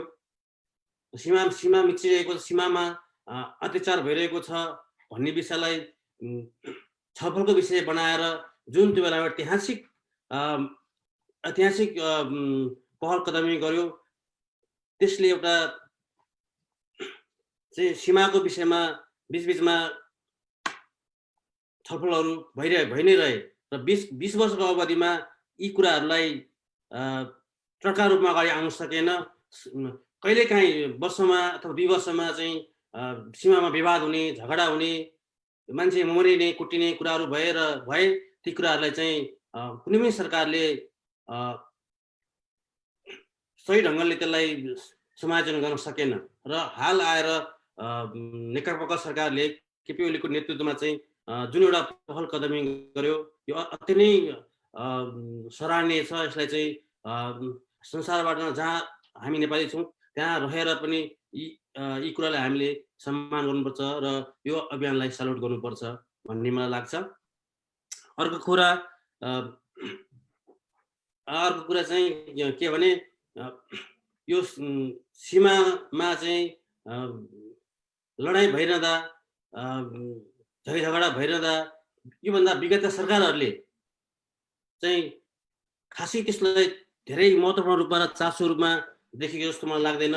र हामीहरू जुन आस्थामा रहे पनि, जुन पार्टीमा रहे पनि त्यो हाम्रो आस्था र विचारको कुरा हुन्। बोर्डरको सम्बन्धमा चाहिँ हामी एक ठाउँमा रहनुपर्छ। हाम्रो घरको विषय, घर झगडाहरू हुन सक्छन्। घर झगडा भयो भन्दैमा एउटालाई काखा र एउटा पाखा गर्ने कुरो हुँदैन। सीमाको विषयलाई चाहिँ लिएर हामी एक ठाउँमा रहनुपर्छ। सीमाको मेटरमा हामी बाहिर हुन सक्दैनौँ। आस्थाको विचारमा हामी बाहिर हौँला र आस्थाको कुरामा चाहिँ प्रधानमन्त्री एउटाको हुन सक्ला, सरकार एउटाको हुन सक्ला, तर सीमा जस्तो विषयमा चाहिँ हामी एक ठाउँमा रहेर त्यसलाई समाधान गर्नु पर्थ्यो, तर त्यो हुन सकेन। आज आएर त्यो एउटा सुरुवात भएको छ र यो करिब अब हामी जमिनभन्दा अगाडि 2031 साल, 32 साल त 30 सालतिर चाहिँ यो नेपालको नक्सामा चाहिँ चुचे नक्सा देखिन्थ्यो। त्यो त्यसपछि आएर चुचे नक्सा कहाँ गयो त, कसले हटायो त, ती कुराहरूलाई पनि अब अहिलेको हालको सरकारले अथवा चाहिँ अब आउने सरकारहरूले पनि त्यसलाई चाहिँ एउटा एजेन्डाको विषय बनाएर यसलाई अगाडि बढाउनुपर्छ जस्तो मलाई लाग्छ। र त्यो मात्रै होइन, सीमा अहिले कालापानी, लिपेद्वारा, लिपेलेक जस्ता कुराहरूमा सीमाको विषयमा जोडेको छ। सीमा त्यहाँ मात्रै होइन, सीमा चाहिँ नेपालको चाहिँ नेपाल एउटा भूपरिवेष्टित देश हो र इन्डिया र चाहिँ चाइनाको बिचमा हामी छौँ। त्यहाँ 73 ठाउँमा 73 भन्दा बढी ठाउँहरूमा चाहिँ सीमा मिचिएको छ। आज सुत्दा नेपालमा सुतिन्छ, भोलि उठ्दाखेरि इन्डिया भइरहेको हुन्छ। त्यहाँ कति पीडा होला, त्यहाँका मान्छेहरूलाई कति दुखेको होला। त्यो कुरालाई चाहिँ हामीले एउटा चाहिँ पहल कदमीको रूपमा हामीले अगाडि बढाउनुपर्छ। र हामी प्रवासमा बसेर हामीले के गर्न सक्छौँ भन्दा हामीले चाहिँ यहाँबाट चाहिँ अभियान चलाउने हो। एक्लै यो एक्लै गर्ने कुरा हुँदैन। यो हामी सम्पूर्ण नेपालीहरूले जो जहाँ छौँ, जसरी छौँ त्यसरी चाहिँ त्यहीँ बसेर हामीले अभियान चलाउने हो। हामी सरकारलाई चाहिँ झकझकाउने हो। हामीले यहाँबाट लडाइँ पनि गर्न सक्दैनौँ, केही पनि सक्दैनौँ। कूटनैतिक तहबाट यो समाधानलाई समाधान गर भनेर हामीले भन्ने हो। हामीले चाहिँ झकझकाउने हो। हामीले चाहिँ आवश्यक पर्यो भने चाहिँ राजदूतावासहरूमा गएर ज्ञापन पत्र बुझाउने हो र चाहिँ नेपाललाई चाहिँ नेपाल सरकारलाई तिमीहरू मात्रै छैनौ, हामी पनि तिम्रो साथमा छौँ, प्रदेशमा भयो भने हामी चाहिँ तिमीहरूको चाहिँ नेपाल सरकारलाई चाहिँ हामी पनि पछाडिबाट ब्याकबोन गर्छौँ भनेर चाहिँ हामीले भन्ने हो जस्तो मलाई लाग्छ। र भारतसँग चाहिँ नेपालले चाहिँ अहिले हाल तत्काल रूपमा चाहिँ लडाइँ झगडाको कुरा भन्दा पनि कूटनीतिक पहलले सामुदायिक रूपमा चाहिँ वार्ताको रूपमा अगाडि बढाउन पर्छ जस्तो लाग्छ मलाई। वार्ता अगाडि बढेको जस्तो लाग्दैन। त्यसलाई चाहिँ हामीले यहाँबाट बसेर के अरे जोड दिनुपर्छ। कूटनीतिक पहल गर, वार्ता गर र वार्ताबाट समस्या समाधान गर पहिला भनेर भन्नुपर्छ। र त्यसपछि पनि भएन भने चाहिँ हामीले अन्तर्राष्ट्रिय कानुनमा र अन्तर्राष्ट्रिय क्षेत्रबाट हामीले यसलाई पहल गर्नुपर्छ जस्तो लाग्छ। र म एउटा सानो अनुभव सुनाउन चाहन्छु। करिब 2056 सालतिर कुरा होला, हामीले लक्ष्मणपुर मार्च पनि गर्यौँ। मैले यहाँलाई यहीँनिर रोकेँ र अनुभव हामी अर्को सेगमेन्टमा सुनौला। सबै साथीहरूको विचारहरू सुनिसक्यौँ र अनुभवहरूलाई हामी अर्को सेगमेन्टमा पनि सुन्न सक्छौँ। यहाँले अत्यन्त छोटो समयमा आफ्नो महत्त्वपूर्ण कुराहरू राखिदिनु भयो। यहाँका लागि धेरै धेरै धन्यवाद दिन चाहन्छु। अब म निरञ्जन गौलीसँग जान चाहन्छु। र हामी धेरैले आफ्ना विचारहरू राखिसकेका छौँ र धेरै विचारहरू पनि आइसकेका छन्। र संक्षेपमा समयलाई ख्याल गर्दै अब हामी प्रवासबाट नेपाल सरकारको अभियानलाई, नेपाली भूभागलाई फर्काउनका लागि कस्तो मुभमेन्ट चलाउने, यो प्रकरणलाई तपाईँले कसरी हेर्नु भएको छ? निरञ्जनजी। धन्यवाद किशोरजी, थ्याङ्क यू सो मच। थोमसजी, तपाईँहरूले जुन चाहिँ प्रवासमा बसेर पनि एउटा नेपालमा रहेको मनोविज्ञान छ, बाहिर बस्ने साथीहरू नेपाललाई दुख्दा त्यत्तिकै हामीलाई जति दुख्छ बाहिर बस्नेलाई नदुख्न सक्छ भन्ने जुन मनोविज्ञान छ, त्यो मनोविज्ञानलाई अलिकति चिर्ने हिसाबले तपाईँले जुन यो कार्यक्रम सञ्चालन गर्नुभयो त्यसको लागि यहाँहरूलाई आभार व्यक्त गर्न चाहन्छु। र हामीलाई यो कार्यक्रममा जुन जोड्नुभयो यसको लागि पनि धन्यवाद ज्ञापन गर्न चाहन्छु। र स्पेसल्ली प्रकाशजीले चाहिँ जुन यो संयोजन गर्नुभयो उहाँलाई पनि धन्यवाद दिन चाहन्छु। हामीलाई सुनेर बसिराख्नुभएका, विभिन्न क्षेत्रबाट सुनेर बसिराख्नुभएका महानुभावप्रति हामी आभार व्यक्त गर्न चाहन्छौँ।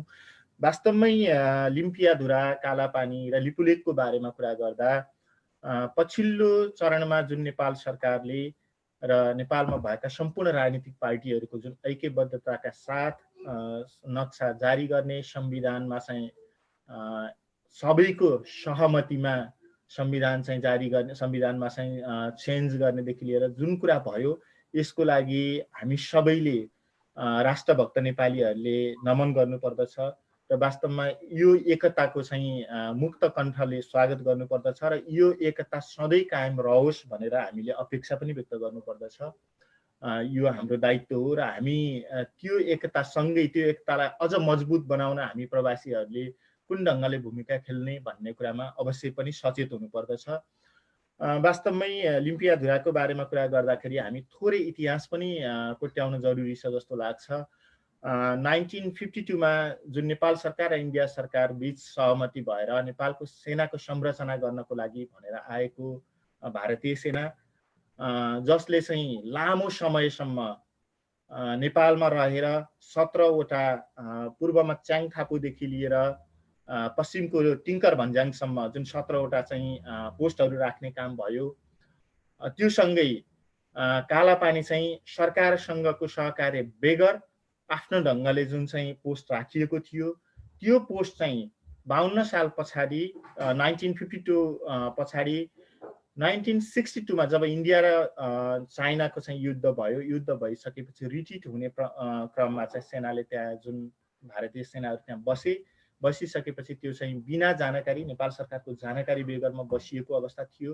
र त्यो आज पनि जब 2026 सालमा नेपाल सरकारले अरू 17वटा सबै सेनाका चाहिँ पोस्टहरू हटाउने काम गर्यो उत्तरी सीमा, नेपालको उत्तरी सिमानाको, त्यो सँगै हाम्रो अपेक्षा, नेपाल सरकारको अपेक्षा भनेको कालापानीको पनि हट्नुपर्छ भन्ने थियो, तर दुर्भाग्यवश हटेन। त्यो नहट्दै गर्दा पनि हामीले यदि विज्ञहरूको भनाइलाई आधार मान्ने हो भने 2037 सालको रेफरेन्डममा त्यहाँका जनताहरूले भोट हालेको भन्ने कुरा छ। त्यसको अर्थ के हो भने हामीले निरन्तर रूपमा त्यो भूमि हाम्रो रहेको र त्यसभन्दा पछाडि मात्रै हामीले काहीँ न काहीँ त्यो भूमिको स्वामित्व गुमाएको देखिन्छ। र जब कालापानीमा भारतीय सेनाहरूको वर्चस्व बढ्दै जाँदाखेरि उनीहरूले 4वटा ठाउँहरूमा चाहिँ सेना राखेको देखिन्छ। त्यो एरियामा पनि नाबिडाङ, गुन्जी र छोटा कैलाश र कालापानी 4वटा ठाउँमा अहिले पनि सेना रहेको छ। र पछिल्लो चरण हेर्दाखेरि त पिथौरागढ राज्य जुन चाहिँ जिल्ला छ भारतको पिथौरागढ जिल्ला, त्यसको चाहिँ जैलाजीबी भन्ने ठाउँभन्दा माथि त निषेधित क्षेत्र नै घोषणा गरिएको छ, अवस्था त्यो बनेको छ। तर पनि हाम्रो नेपालमा चाहिँ सबै पोलिटिकल्ली लिडरहरू अथवा सरकारहरू केही न केही पहिलो चरण चाहिँ मौन थिए। र यो पछिल्लो चरण वास्तवमा के हो भने हाम्रो नेपालमा चाहिँ इन्डियाले जुन ढङ्गले आफ्नो यो विवादित भूमिहरू, जस्तो सुस्ताको कुरा गर्दा, कालापानीको कुरा गर्दा विवादित भूमि भनेर चाहिँ प्रेस नोट जुन चाहिँ दुईटा देशको सीमा नोटमा राखिएको छ, त्यो कुरालाई लत्याएर जुन ढङ्गले इन्डियाले आफ्नो सीमा आफ्नो नक्सामा जारी गर्यो, बाटो बनाएर चाहिँ उद्घाटन गर्यो, त्यसपछि नेपालीलाई जुन झकझक्यायो, त्यसले एक हिसाबले के पनि बनायो भने सुसुप्त अवस्थामा रहेको कुरा नेपालले फेरि आफ्नो भूमिमाथि सशक्त ढङ्गले क्लेम चाहिँ गर्ने परिस्थिति सिर्जना भयो। र त्यो परिस्थितिमा एक ढङ्गले सफल पनि भयो। तर अर्को मेजर पाटो भनेको चाहिँ सँगै त्यो भूमि फिर्ता ल्याउने कुरा हो। र त्यो भूमि फिर्ता ल्याउने प्रसङ्गमा पक्कै पनि प्रवासी नेपालीहरूको भूमिका एकदमै मेजर छ जस्तो लाग्छ। किनकि सीमा विवादका पछिल्ला घटनाहरू 21औं शताब्दीका कुरा मात्रै हेर्दाखेरि भारतका सिमानामा रहेका प्रत्येक देशमा, भुटानभन्दा बाहेकका सबै देशहरूमा सीमा विवाद भएको कुरा युएनमा चाहिँ नोट जारी गरिएको छ। भनेपछि पछिल्लो त्यो चाहिँ श्रृङ्खलामा नेपाल पनि थपिएको छ। भनेपछि यो समस्यालाई अन्तर्राष्ट्रियकरण गर्नको लागि प्रवासी नेपाली जतिको चाहिँ भायबल टिमहरू कमै हुन सक्दछ। त्यो किन भन्दा प्रवासी नेपाली भनेको यस्तो टिम हो जसले चाहिँ नेपाल सरकारको चाहिँ एम्बेसीले जुन ढङ्गले भूमिका खेलिराखेको हुन्छ त्यो भूमिकामा सँगै सहकार्य गर्ने र इन्डिभिजुअल बेसिसमा पनि हाम्रो नेपालीहरू चाहिँ जुन 50 लाखभन्दा बढी चाहिँ नेपालीहरू बाहिर छौँ, हामी नेपालीहरूले नेपालको बारेमा जुन ढङ्गले एकमुष्ट सबै दुनियाँले थाहा पाउने गरी हाम्रा सीमाका विवादहरू, सीमाका कन्स्ट्रेन्टहरू र हामीले के कारणले चाहिँ कालापानी लिम्पियाधुरा चाहिँ हाम्रो हो भनिराखेका छौँ भन्ने कुराको जुन विज्ञहरूको रिपोर्ट सहित हामीले अर्को सँगै नेपाल सरकारलाई पनि त्यो चाहिँ रिपोर्ट फर्ममा नै तयार गरेर यो कारणले हाम्रो सीमा हो र यो हामीले पाउनुपर्छ भन्ने कुराको चाहिँ फ्याक्ट्स एन्ड फिगर सहित चाहिँ आउने र त्यसलाई चाहिँ हामीले विश्व जगतमा, अन्तर्राष्ट्रिय जगतमा चाहिँ लैजाने हो भने त्यसले चाहिँ समस्या समाधान त दुईटा सरकारको बिचमा नै हुने हो, तर त्यसले के बनाउँछ भने अन्तर्राष्ट्रिय जगतलाई यो समस्याको चाहिँ जड वास्तवमा नेपालले आफ्नो राइट्स खोजिराखेको हो र नेपालले चाहिँ एक्स्ट्रा क्लेम गरिराखेको होइन भन्ने बनाउन जरुरी छ। किनकि नेपाल आफैमा पनि एउटा चाहिँ सानो देश र जुन चाहिँ आर्थिक हिसाबले पनि, भूगोलका हिसाबले पनि, जनसङ्ख्याका हिसाबले पनि हामी सानो देश छौँ र हाम्रा कुरा अन्तर्राष्ट्रिय जगतमा चाहिँ कम सुनवाई हुने कारणले र अन्तर्राष्ट्रिय मिडियाले पनि कम महत्त्व दिने कारणले गर्दाखेरि पनि हामी अन्तर्राष्ट्रिय जगतमा रहेका, बाहिर रहेका प्रवासी नेपालीहरूले त्यो भूमिका चाहिँ गर्यौँ भने, लग्यौँ भने चाहिँ त्यो आवाज अझ सशक्त र बुलन्द हुन सक्छ भन्ने लाग्दछ। र त्यसरी नै जानुपर्छ र हाम्रो भूमिका त्यहीँनिर हुनुपर्छ र सरकारले गरेका राम्रा कामको सहयोगी हुनुपर्दछ र र जहिले पनि सरकारलाई चाहिँ राम्रा कामको लागि घचघच्याउने र राम्रा कामको मुक्त कण्ठले सपोर्ट गर्ने र साँच्चै के हो भने पोलिटिकल्ली कल्चर जुन छ त्योभन्दा अझ माथि उठेर राष्ट्रिय एजेन्डामा हामी एउटै ठाउँमा रहेर सबैको सहकार्यमा त्यसलाई टुङ्गोमा पुर्याउनको लागि पहल गर्ने।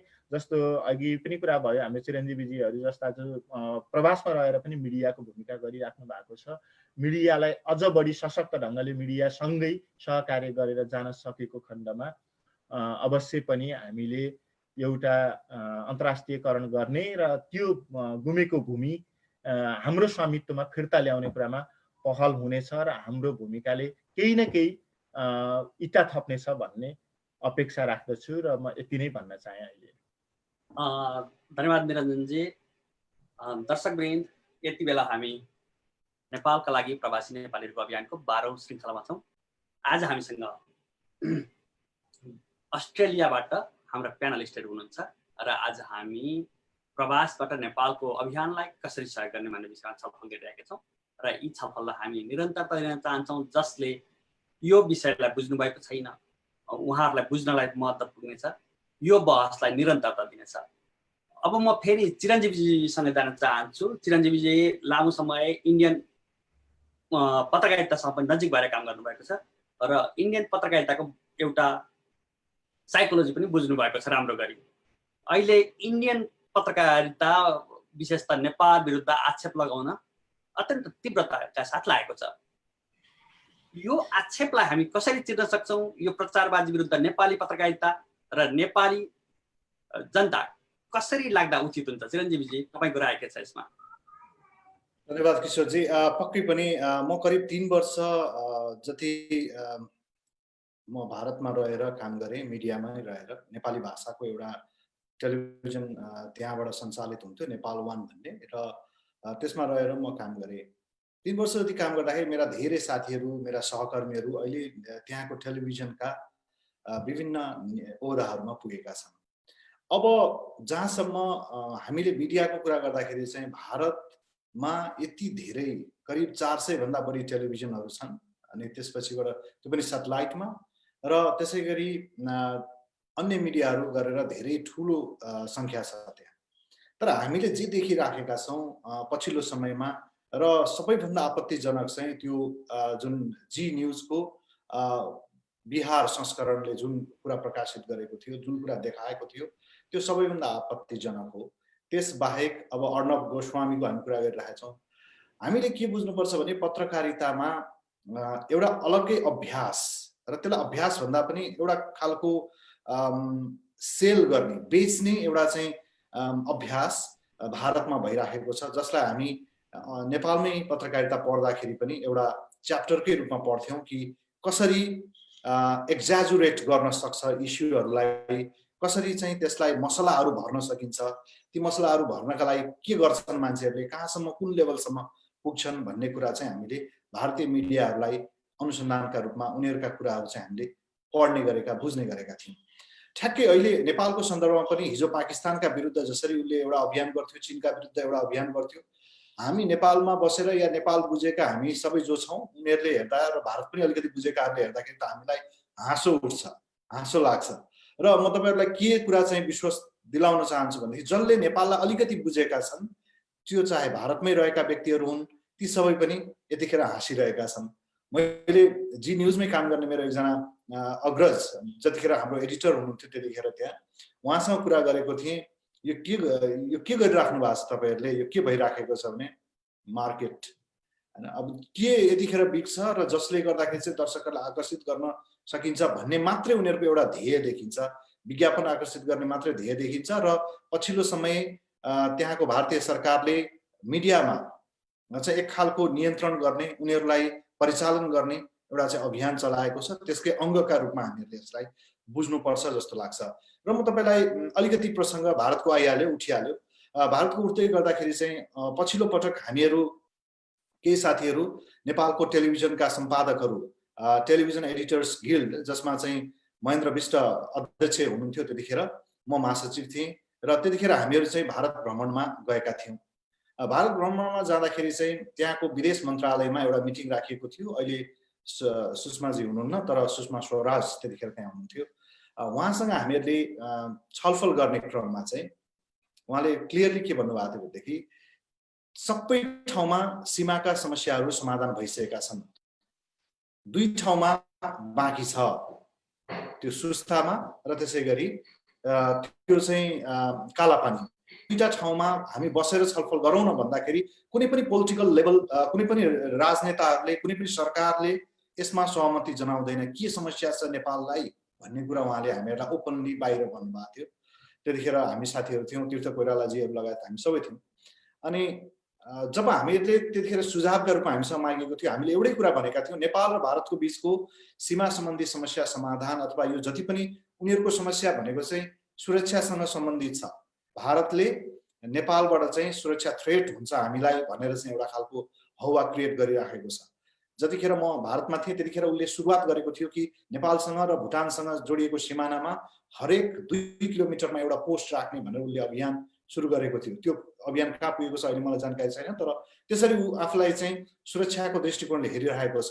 हामीहरूले हेर्दाखेरि चाहिँ उनीहरू ठुलो देश भएर एउटा चाहिँ असहिष्णु व्यवहार गर्ने र अतिक्रमण गर्न चाहने, हिजो आफै एउटा चाहिँ साम्राज्यवादको चाहिँ एउटा दास बनेको अवस्था थियो भने आज गएर उनीहरूले फेरि अरूलाई चाहिँ त्यो खालको अतिक्रमण गरेर त्यो पीडा दिने जुन काम गरिरहेका छन्, त्यसलाई कसरी बिचमा चाहिँ मिलनबिन्दु हुन सक्छ भन्ने हामीले कुरा गर्दाखेरि चाहिँ हाम्रो सुझाव चाहिँ यो बोर्डरलाई रेगुलेट गरिनु पर्दछ। एकअर्का देशमा जाँदै गर्दाखेरि हो रोटी पेटीको सम्बन्ध, यो सबै सदियौँदेखिको यो सबै कुराहरू छन्, तर अब 21औं शताब्दीमा हामी आइसकेका छौँ र नेपाल भारतको सम्बन्धमा पनि यो जुन बोर्डर छ, बोर्डरलाई यतिखेर रेगुलेट गर्न आवश्यक छ। एकअर्का देशमा जाँदाखेरि कम्तीमा आफ्नो तथ्याङ्क दिएर चाहिँ अगाडि बढ्न आवश्यक छ भनेर हामीले त्यतिखेर एउटा सुझाव पनि दिएका थियौँ स्वयं त्यतिखेरको विदेश मन्त्रीलाई पनि।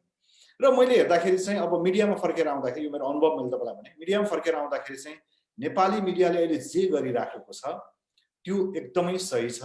किनभने हामीले बायसलेस भएर कुनै पनि विषयवस्तुलाई एक्जाजुरेट नगरिकन यो हो तथ्य भनेर हामीले राखिरहँदाखेरि अहिले पनि भारतका जति पनि मिडियाहरू छन् तीमध्ये मोर देन 50%ले चाहिँ यही कुरालाई नै बुझिराखेका छन्। कतिपय आवाजहरू हामीले सुनेका छौँ, तर नसुनेका आवाजहरू, किनभने देशको विषयमा बोल्नलाई पक्कै पनि त्यहाँ पनि गाह्रो छ, त्यसैले बोलेका छैनन्, तर उनीहरूले बुझेका छन्। र हामीले एउटा शान्त वातावरणमा, शान्त रूपमा र जर्नलिजमको मर्यादा भित्रै रहेर हामीले तथ्याङ्कहरू प्रस्तुत गर्दै अगाडि बढ्नुपर्छ जस्तो लाग्छ। त्यसले नै यो अहिलेको जुन खालको विवाद छ र जुन खालको एउटा चाहिँ प्रोपोगेन्डा फैलाइराखेको छ त्यसलाई चिर्न सक्छ जस्तो लाग्छ मलाई। किशोरजी धन्यवाद चिरञ्जीवीजी, यहाँले अत्यन्त महत्त्वपूर्ण विचारहरू राखिदिनु भयो र भारतीय पत्रकारिताको एउटा मनस्थितिको बारेमा पनि चर्चा गर्नुभयो र इन्डियन मिडियाहरूले किन अहिले नेपालको खेदो खनिराखेका छन् भन्दा एउटा उत्तर मार्केट, अत्यन्त सठिक जवाफ पनि थियो। यही बिचमा एउटा प्रवासबाट नेपाललाई सपोर्ट गर्ने कुरा गर्दा एउटा सानो कमर्सियल ब्रेक लिन चाहन्छु म। यो जनहितकारी ब्रेक हो। नेपाली पत्रकारहरूको अन्तर्राष्ट्रिय सञ्जाल इन्जाले कोरोना महामारीका कारण आर्थिक सङ्कट झेलिरहेका नेपाली पत्रकारहरूका लागि केही सहयोग गर्नका लागि, यो एउटा अल्पकालीन सहयोग हो, यो दीर्घकालीन होइन, अल्पकालीन सहयोगका लागि अहिले विश्वव्यापी रूपमा आर्थिक सङ्कलन गरिरहेको छ। गोफन्ड मार्फत तपाईँहरू सबैले यसमा पार्टिसिपेट हुन सक्नुहुन्छ। अहिलेसम्म $8,000 जम्मा भइसकेको छ र यो अत्यन्त पारदर्शिताका साथ एउटा व्यवस्थित रूपमा जो नेपाली पत्रकारहरू सङ्कटमा हुनुहुन्छ, जसको अहिले चुलो नबल्ने अवस्था छ, लगातार जागिरबाट निकालिनु भएको छ, कतिपय फोर्स लिभमा हुनुहुन्छ, कतिपय सञ्चारगृहले तलब दिइरहेका छैनन्, यो अवस्थामा कमसेकम रोजीरोटी नरोकियोस्, लालाबालाहरू भोका नहुन् भन्नका लागि हामीले अल्पकालीन सहयोग गर्न चाहेका छौँ। यसमा तपाईँहरू कोही पनि जोडिन चाहनुहुन्छ, सहयोग गर्न सक्नुहुन्छ, गोफन्ड एकाउन्ट मार्फत सहयोग गर्न सक्नुहुन्छ। यति भन्दै अहिलेसम्मको वक्ताहरूको, अहिलेसम्मका प्यानलिस्टहरूको भनाइलाई अलिकति समअप गर्दै अबको राउन्ड अगाडि बढाउन म थोमसजीलाई आग्रह गर्छु। थोमसजी तपाईँ म्युटमा हुनुहुन्छ। धन्यवाद किशोरजी, धेरै महत्त्वपूर्ण विषयवस्तुहरू यहाँका प्यानलिस्टहरूले राख्नु भएको छ। यो एउटा आवाजमाथि आवाज थप्ने कार्यक्रम भएको हुनाले अस्ट्रेलियाबाट आएको आवाजको रूपमा सिङ्गो अस्ट्रेलियाका प्रतिनिधिमूलक सहभागीहरूले के भनिरहनु भएको छ भन्ने आवाजको रूपमा विश्वभरि यो फैलिनेछ। यो एउटा चेतनामूलक आवाज हुनेछ। खास गरी 1816 को सुगौली सन्धि, 1816 मार्च 4 मा भएको सुगौली सन्धिमा नेपालको सीमा लिम्पियाधुरा हो। लिम्पियाधुराबाट बग्ने काली नदी नै नेपाल भारतको सीमा नदी हो र त्यो वारीका सम्पूर्ण भूभागहरू र पारीका चाँदनी र दोदाधरा यी गाउँहरू सहित नेपालको भूभागमा पर्दछन् भन्ने कुरा त्यस मार्फत पनि हामी क्लियर हुन सक्दछौँ। यतिखेर म कालापानी को सन्दर्भमा कुरा गर्दा भारतीय सेना कालापानी छोड भन्दै 57 जनाको टोली योगेश भट्टराईको नेतृत्वमा अघि प्रकाशजीले भन्नुभयो त्यो हामी कालापानी पुगेका थियौँ। त्यस अभियानको एउटा सबभन्दा कान्छो सहभागीको रूपमा म थिएँ। त्यो त्यतिखेरदेखिको त्यो दुखाइ यो अहिलेको अभियानसम्म जोडिएको छ। म यो स्मरण गर्न चाहन्छु र त्यही सन्दर्भमा स्मरण गर्न चाहन्छु प्रेमसिंह धामीलाई, जसले यो एजेन्डा पहिलोपटक फ्लोर गर्नुभएको थियो। त्यही अभियान अन्तर्गत बुद्धिनारायण श्रेष्ठले निरन्तर पहल कदमी लिनुभयो सीमाविदको रूपमा। उहाँलाई म सम्झन चाहन्छु। पद्मरत्न तुलाधरले एउटा राष्ट्रिय अभियानको रूपमा बेला बेलामा उठाउनु भयो, त्यसलाई म सम्झन चाहन्छु यो कार्यक्रम मार्फत। र त्यतिखेर अणेरा सोबीले प्रकाशित गरेको थियो चुच्चे नक्सा। 61 ठाउँमा सीमा विवाद थियो, भारतले सीमा मिचेको थियो कालापानी सहित। भारतीय सेना कालापानी छोड भन्दै हामी कालापानी पुगेका थियौँ, त्यही नक्सा बोकेर ठाउँ ठाउँमा बेच्दै। त्यो नक्सा प्रचारको निम्ति हामी निकालेका थियौँ। त्यतिखेरको एउटा अभियान मात्रै थियो। त्यही अभियान त्यो नक्सा आज राष्ट्रिय स्तरको हामी सबैको अभियानको रूपमा भएको छ। त्यसबिचमा धेरैले धेरै भूमिका खेल्नु भएको छ। मैले सबैको नाउँ लिन अहिले सकिनँ। यो एकल कुनै व्यक्तिगत कारणले मात्रै भएको कुरा होइन, राष्ट्रव्यापी रूपमा आवाजमाथि आवाज थप्दै जाँदा यहाँसम्म पुगेको कुरा हो। यो कुरा पनि हामी एकपटक स्मरण गराउन चाहन्छौँ। र यहाँ प्यानलिस्टहरूले भनेको कुरा मलाई लाग्छ नारायणजीले भने जस्तो लाग्छ, यो नयाँ पुस्तालाई हामीले दिने, हाम्रो कुरा चाहिँ नयाँ पुस्तालाई जानकारी गराउने भन्ने जुन एउटा महत्त्वपूर्ण कुरा चाहिँ यहाँ आयो। यहाँ दुईजना आइसिसीको मेम्बरहरू पनि हुनुहुन्छ यहाँ, नारायणजी र राजनजी। एउटा एनआरएन भनेको एउटा अन्तर्राष्ट्रिय छाता संस्था जस्तो पनि हो। त्यसकारण त्यो एउटा छाता संस्थाले पनि यी यस्ता विषयवस्तुहरूलाई आम रूपमा अगाडि बढाउन सक्दछ। म एउटा सन्दर्भ जोड्न चाहन्छु एनआरएनको सन्दर्भमा। यसै गरी प्यानलिस्टको रूपमा आएर अमेरिकाको अध्यक्ष सुनिल शाह लगायतको एउटा प्यानल हामीले बनाएका थियौँ यहाँका संस्थाहरूका अध्यक्षहरूको। उहाँले पहिलोपटक म यसरी चाहिँ राष्ट्रको बारेमा हामी बहस गरिरहेका छौँ। यो एउटा महत्त्वपूर्ण काम भएको छ र म यही घोषणा गर्छु कि हामी एउटा विज्ञ टोली बनाउँछौँ। यो विषयवस्तुलाई हेर्नको निम्ति, बुझ्नको निम्ति विज्ञ टोली बनाउँछौँ भनेर उहाँले घोषणा गर्नुभएको थियो। म जानकारी गराउन चाहन्छु, अस्तिको दिन मात्रै उहाँले मलाई मेसेज गरेर ल तपाईँहरूको कार्यक्रममा घोषणा गरेको कुरा चाहिँ हामीले विज्ञ टोली बनायौँ भनेर 3 जनाको विज्ञ टोली चाहिँ उहाँहरूले बनाउनु भएको छ। त्यसकारण एनआरएनले अरू अन्तर्राष्ट्रिय स्तरमा पनि विज्ञ टोलीहरू निर्माण गर्ने, रिसर्च गर्ने र त्यो कामहरू गर्न सक्छ। हामी पनि त्यसमा चाहिँ यहाँहरूलाई झकझक्याउन चाहन्छौँ। हामीले यो कुरा मैले थप राख्न चाहेँ। र क्यापिटलिजमको अघि चिरञ्जीवी सरले भन्नुभयो, क्यापिटलिजम यो बजारले नियन्त्रण गर्ने जुन हाम्रो प्रवृत्ति विकास भएको छ, यो क्यापिटलिजमको प्रभाव वर्ल्ड वाइड छ। त्यसकारण ठुलो मार्केट भएको इन्डियाले विश्वभरिलाई नै हल्लाउँछ, किनभने त्यहाँको मार्केट छ, त्यहाँ पिपुलहरू धेरै छन्। त्यसकारण त्यसले गर्दा पनि एउटा प्रभाव पर्छ। हामीले इन्टेलेक्चुअल हिसाबले आफ्ना अब अहिले नेपालीहरू विश्वभरि चाहिँ एउटा तहमा स्थापित हुँदै गइरहेका छन्। त्यो स्थापित भएका नेपालीहरूले आफ्नो आफ्नो ठाउँमा भूमिका खेल्न सक्यौँ भने मलाई लाग्छ त्यो आज नेपाललाई दुनियाँले इमान्दारहरूको, राम्रा मान्छेहरूको देशको रूपमा नै चिनिरहेको छ। विश्वभरि त्यो पहिचान नै छ नेपालीहरूको। त्यसकारण त्यो कुराले पनि हामीलाई मद्दत गर्न सक्दछ। म यो कुरा चाहिँ राख्न चाहन्छु। र हामी एकदमै अन्तिम चरणमा छौँ। म एउटा आवाज थप्न चाहन्छु। 73 स्थानमा भएको सीमा विवाद, कालापानीको सीमा विवाद सँगसँगै एकमुष्ट रूपमा हामीले हल गर्नुपर्दछ। त्यसको निम्ति पनि प्रवासबाट हामीले केही योगदानहरू गर्न सक्छौँ। हामी अभियानको चरणमा छौँ अहिले।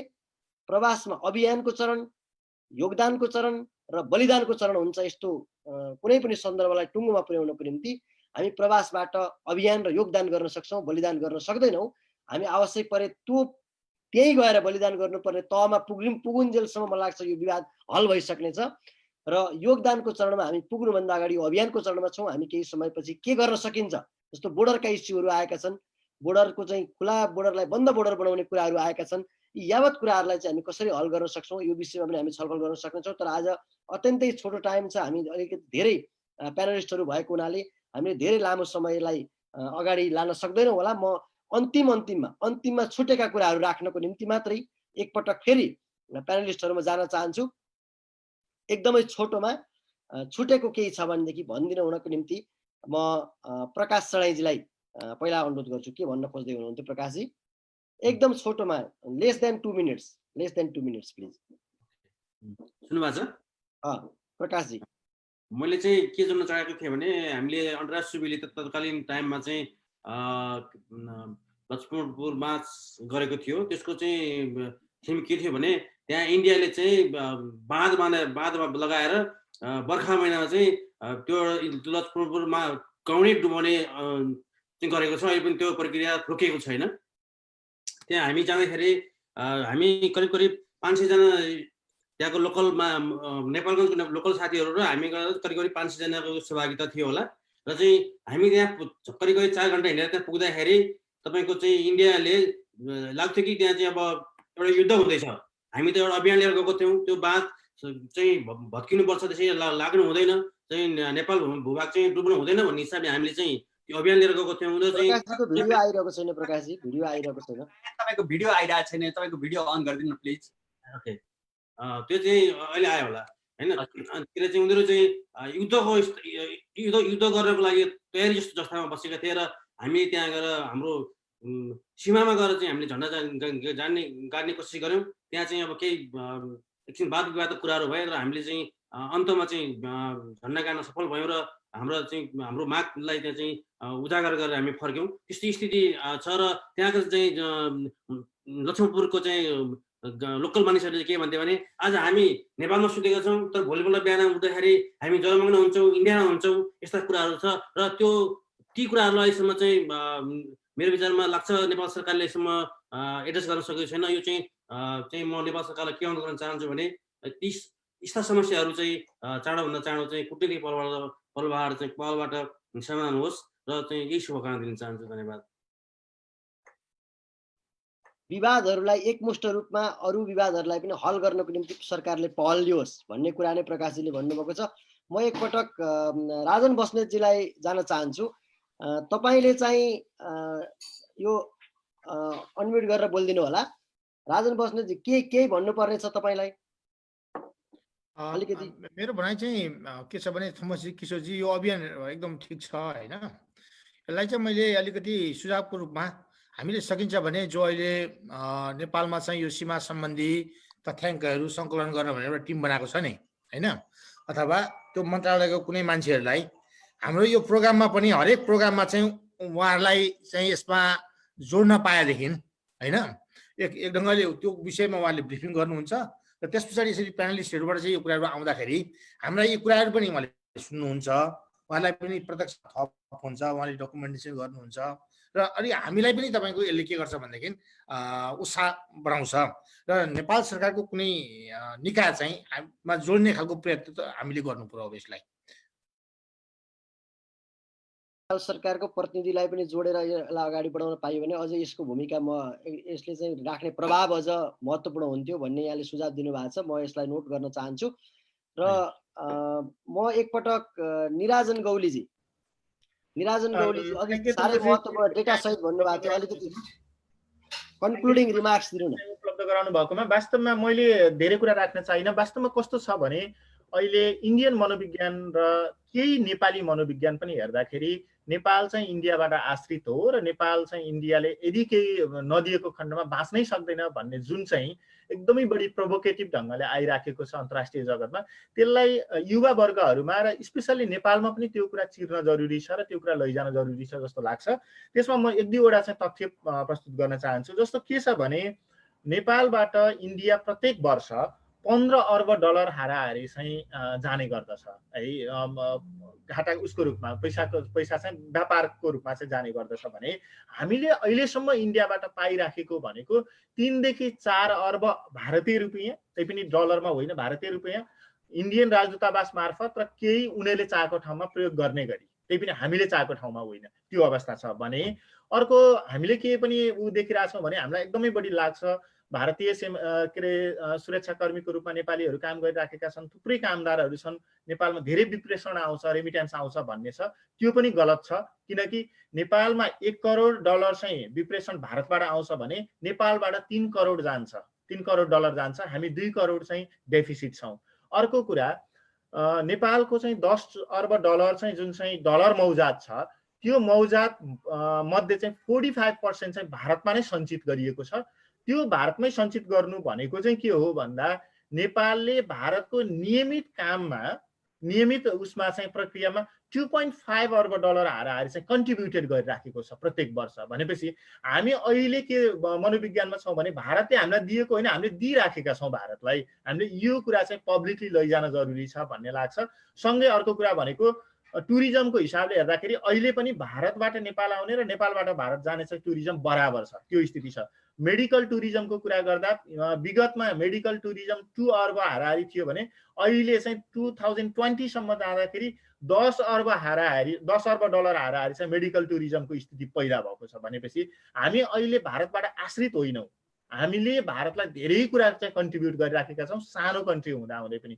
यो कुरा चाहिँ हामीले पब्लिकली लैजान सक्यौँ भने र आम सञ्चार जगतले त्यसलाई अलि बढी फोकस गर्न सक्यो भने, होइन हामी निर्भर होइन, हामीले त केही दिइराखेका छौँ, हामी इन्डिपेन्डेन्ट छौँ र हामीलाई उहाँहरूसँग के हो भने उहाँहरूको मूल्य तिरेर व्यापारमा मात्रै कन्ट्रिब्युसन, व्यापार मात्रै गरिराखेका हौँ भन्ने जानकारी दिन सक्यो भने ठुलो कुरा हुन्छ। यो अभियानले त्यो कुरालाई पनि सँगै जोडेर लैजान सक्यो भने अझ चाहिँ उत्तम हुन्थ्यो भन्ने सजेसन राख्न चाहन्छु। धन्यवाद। म एउटा अर्थशास्त्रको विद्यार्थी पनि भएको हुनाले यहाँले उठाएको कुरा एकदम महत्त्वपूर्ण पनि लागेको छ र नेपाल र भारत बीचको व्यापार घाटा, नेपाललाई धेरै ठुलो व्यापार घाटा छ, त्यसलाई पूर्ति गर्नको निम्ति नेपालले ठुलो योजना बनाउनु पर्ने जरुरी छ र भारतसँगको सम्बन्धले नेपाललाई मात्रै होइन भारतलाई पनि, सम्बन्ध बिग्रिँदाखेरि भारतलाई पनि ठुलो घाटा हुन्छ, क्षति हुन्छ। त्यसकारण वार्ता र वार्ताबाट समस्या समाधान गर्नु बाहेक हाम्रो अर्को विकल्प छैन। भारतले पनि त्यो भन्दा अर्को विकल्पमा गयो भने उसलाई पनि ठुलो घाटा हुन्छ। मलाई लाग्छ यो कुराको सन्देश यही हुनसक्छ। म एकपटक त्रिलोचन पोखरेल जीमा जान चाहन्छु कन्क्लुडिङ रिमार्क्सको लागि। के भन्न चाहनुहुन्छ? अनम्युट गरिदिनु होला प्लिज, अनम्युट गर्नु होला, अनम्युट। हजुर, नेपालका लागि प्रवासी नेपालीहरूको अभियान भनेर जुन तपाईहरुले यो खालको एउटा राम्रो प्रोग्राम चलाउनु भएको छ, यो प्रोग्राम चाहिँ यो यस्ता कुराहरुमा यो एउटा सीमाको इस्यु भयो। त्यस्तै अरु expertise, economic, sustainable development, education, health, infrastructure, यी धेरै कुराहरुमा हामीले यसलाई इलाबोरेट गर्न सकिन्छ र अनि हामीले हाम्रो देशलाई साँच्चै नै राम्रै योगदान गर्न सकिन्छ भन्ने मलाई लाग्छ। अब धेरै कुरा गर्नुभन्दा भन्ने मेरो कुरा। धन्यवाद। नारायण सर को भिडियो देखिएको छैन, उहाँ सम्भवतः नारायण सर हामीसँग हुनुहुन्न। म अन्तिममा केही कसैले भन्नुपर्ने छ? म चिरञ्जीवी सरलाई एकचोटि अन्तिम कन्क्लुडिङ रिमार्क्सको लागि एकदम सर्टमा। हजुर, म एकदम छोटोमा तपाईलाई मात्र 1.5 मिनेटमा तपाईलाई कुरा सघाइदिन्छु। कुरा के भन्दाखेरि मैले चाहिँ के देखिरहेको छु भन्दाखेरि मैले त्यहाँको फरेन सर्भिस इन्स्टिट्युट भन्ने छ FSI, त्यसमा भारतको फरेन पोलिसी के हो भनेर त्यहाँ रहेका पत्रकारहरूलाई, संवाददाताहरूलाई, इन्टरनेसनल रिपोर्टर्सहरूलाई दिएको एउटा ट्रेनिङ पनि एटेन्ड गरेको थियो। नेपालबाट सम्भवतः गोपाल खनाल र म मात्रै थियौँ त्यतिखेर। अहिले पछिले कसैले लिनुभयो थाहा भएन। त्यो गर्दै गर्दा उनीहरूको सबभन्दा ठुलो प्रायोरिटी, अमेरिकालाई जति प्रायोरिटी दिएको छ छिमेकीहरूलाई त्यति नै ठुलो प्रायोरिटी भारतले दिएको छ, दिन्छ। उसको त्यो हितका लागि, आफ्नो हितका लागि, हाम्रो लागि होइन, हैन? त्यसैले अहिले जुन अवस्था आएको छ त्यो अवस्थामा म चाहिँ सुदूर एकदम नजिकमै एकदम छिटै नै एउटा वार्ता चाहिँ सुरु हुन्छ जस्तो म देखिरहेको छु। नेपालले जुन अडान प्रस्तुत गरेको छ, नेपालमा खेल्ने उनीहरूले जुन प्रयास गरे त्यसका विरुद्ध पनि एकमत भएर जुन खालको अडान देखिराखेको छ त्यसलाई कायम राखेको अवस्थामा एउटा वार्ता सुरु हुन्छ र त्यसले एउटा वातावरण ल्याउँछ। त्यो वातावरण आएन भनेदेखि अन्तर्राष्ट्रिय जगतमा लैजाने हामीलाई बाटो खुल्छ र त्यो बाटो खुल्दै गर्दाखेरि पनि हाम्रै हातमाथि हुन्छ। मैले बुद्धिनारायणजीसँग जुन कुरा गरेको थिएँ लास्ट टाइममा, त्यसका आधारमा पनि हामीसँग जे प्रमाणहरू छन् त्यसले हामीहरूलाई, किनभने नदीको उद्गम स्थल कुन हो भन्ने कुरा एउटा जुन मान्यता, अन्तर्राष्ट्रिय मान्यता छ, त्यो मान्यताका आधारमा हाम्रो दाबी नै माथि पर्न जान्छ। त्यसैले म चाहिँ एकदम सकारात्मक अगाडि देखिराखेको छु। तर प्रवासी नेपालीहरू, हामी जो विदेशमा छौँ, उनीहरूले अघि मैले सुरुमा भनेको जस्तै हाम्रो भूमिकालाई बढाउँदै लानुपर्छ। त्यसले एउटा चाहिँ एजुकेट गर्ने काम गर्छ। Thank you so much.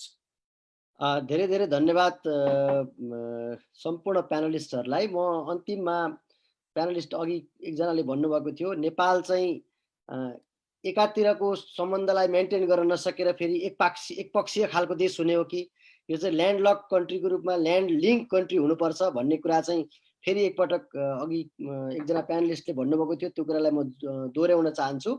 र इन्डियन एम्बेसी मेलबर्नमा जुन अस्ट्रेलियाका व्यक्तित्वहरूले अस्ट्रेलियाका साथीहरूले जुन एउटा ज्ञापन पत्र बुझाउने काम गर्नुभएको थियो, त्यो ज्ञापन पत्रलाई पनि एकपटक फेरि जुन एउटा नाकाबन्दीको बेला बुझाइएको ज्ञापन पत्रलाई फेरि अर्को यो अभियानको सन्दर्भमा पनि फेरि उहाँहरूले कुनै न कुनै रूपमा त्यहाँ कन्टिन्युएसन गर्नुहुनेछ। ज्ञापन पत्रकै रूपमा नभएर अरू नै तरिकाबाट पनि यसलाई अगाडि बढाउन सकिन्छ। त्यो कुरा पनि म यो खास अस्ट्रेलिया विशेष कार्यक्रम भएको हुनाले म त्यो कुरा जोड्न चाहन्छु। र आज जो यो अभियानमा जोडिएर यो अभियानमा आफ्ना महत्त्वपूर्ण विचारहरू राखेर यो अभियानलाई पनि इनपुट दिने सँगसँगै नेपाल सरकारलाई एउटा दबाब, एउटा जागरण, एउटा सहयोग, म सहयोग मात्रै कसरी सहयोग गर्ने मात्रै मैले भन्ने गरेको छैन। नेपाल सरकारलाई दबाब, जनता आम विश्वभरि छरिरहेका नेपालीहरूलाई एउटा जागरण, उजागरण र सँगसँगै नेपाल सरकारले सही काम गर्दाखेरि हुन सक्ने सहयोग, यो विषयमा अभियान र योगदान, यी कुराहरूलाई अगाडि बढाउनको निम्ति यो अभियान सुरु गरिएको हो। यो अभियान निरन्तर जारी हुनेछ। अस्ट्रेलियाले आज यो अभियानलाई थप पूर्णता प्रदान गरेको छ। हामी अझै केही एपिसोडहरू यो अभियान चलाउने छौँ र म यो कुरा यहाँ सार्वजनिक पनि गर्न चाहन्छु। अहिलेसम्म अभियानमा जोडिएका 12 श्रृङ्खला र अब जोडिने 3-4वटा श्रृङ्खला सहित गरेर सबै अभियानमा जोडिनु भएका सम्पूर्ण महानुभावहरूलाई राखेर हामीले नेपाल सरकारलाई एउटा इनपुट लिखित रूपमा चाहिँ एउटा इनपुट दिने विचार गरेका छौँ। यहाँहरूका सुझावहरू लिखित रूपमा पनि मलाई टेक्स्ट मार्फत पनि पठाउनु हुनेछ। यहाँहरूले आफ्नो तर्फबाट डकुमेन्टलाई व्यवस्थित गर्नको निम्ति सहयोग गरिदिनुहुनेछ। प्यानलिस्टहरूलाई यो अनुरोध गर्दै र हाम्रो कार्यक्रम अत्यन्तै आज लामो पनि भयो, किनभने हामी 7 जना प्यानलिस्ट, हामी किशोरजी आफै सञ्चालक भइहाल्नुभयो, अभियानको हिसाबले म यहाँ जोडिएको छु। हामीले धेरै लामो कार्यक्रम गऱ्यौँ। यो कोरोना महामारीको बिचमा विश्वमा एउटा त्रासदीको बेला छ। नेपालको सत्ताधारी पार्टीको बिचमा जुन एउटा विवाद देखिएको छ, त्यो विवाद पनि छिट्टै हल हुन सकोस्। लचक भएर कहिले पनि फलेको वृक्षको हाँगो नझुकेको कहाँ छ र भने जस्तै साँच्चै फलेको वृक्ष हो भने फेरि एकपटक झुकेर त्यो एउटा झुकावबाट नै यो विवादको हल गरेर नेपाल सरकार र नेकपा पार्टीले आफ्नो विवादलाई हल गरोस् र सबै पार्टीहरूलाई संयोजन गरेर कालापानी, लिपुलेक, लिम्पिया, धुरा लगायत त्यहाँका गाउँहरू नेपालको राजनीतिक प्रशासनिक नक्साभित्र मात्र होइन, राजनीतिक प्रशासनिक हिसाबले समेत आफू अन्तर्गत ल्याउने भूमिका खेलोस् र त्यही सँगसँगै 73 स्थानको सीमा विवाद पनि हल गरोस्।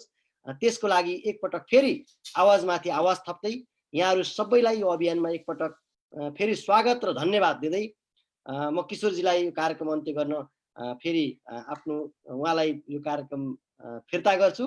सम्पूर्ण मिडियाहरूलाई म एकपटक फेरि धन्यवाद दिन चाहन्छु। धन्यवाद।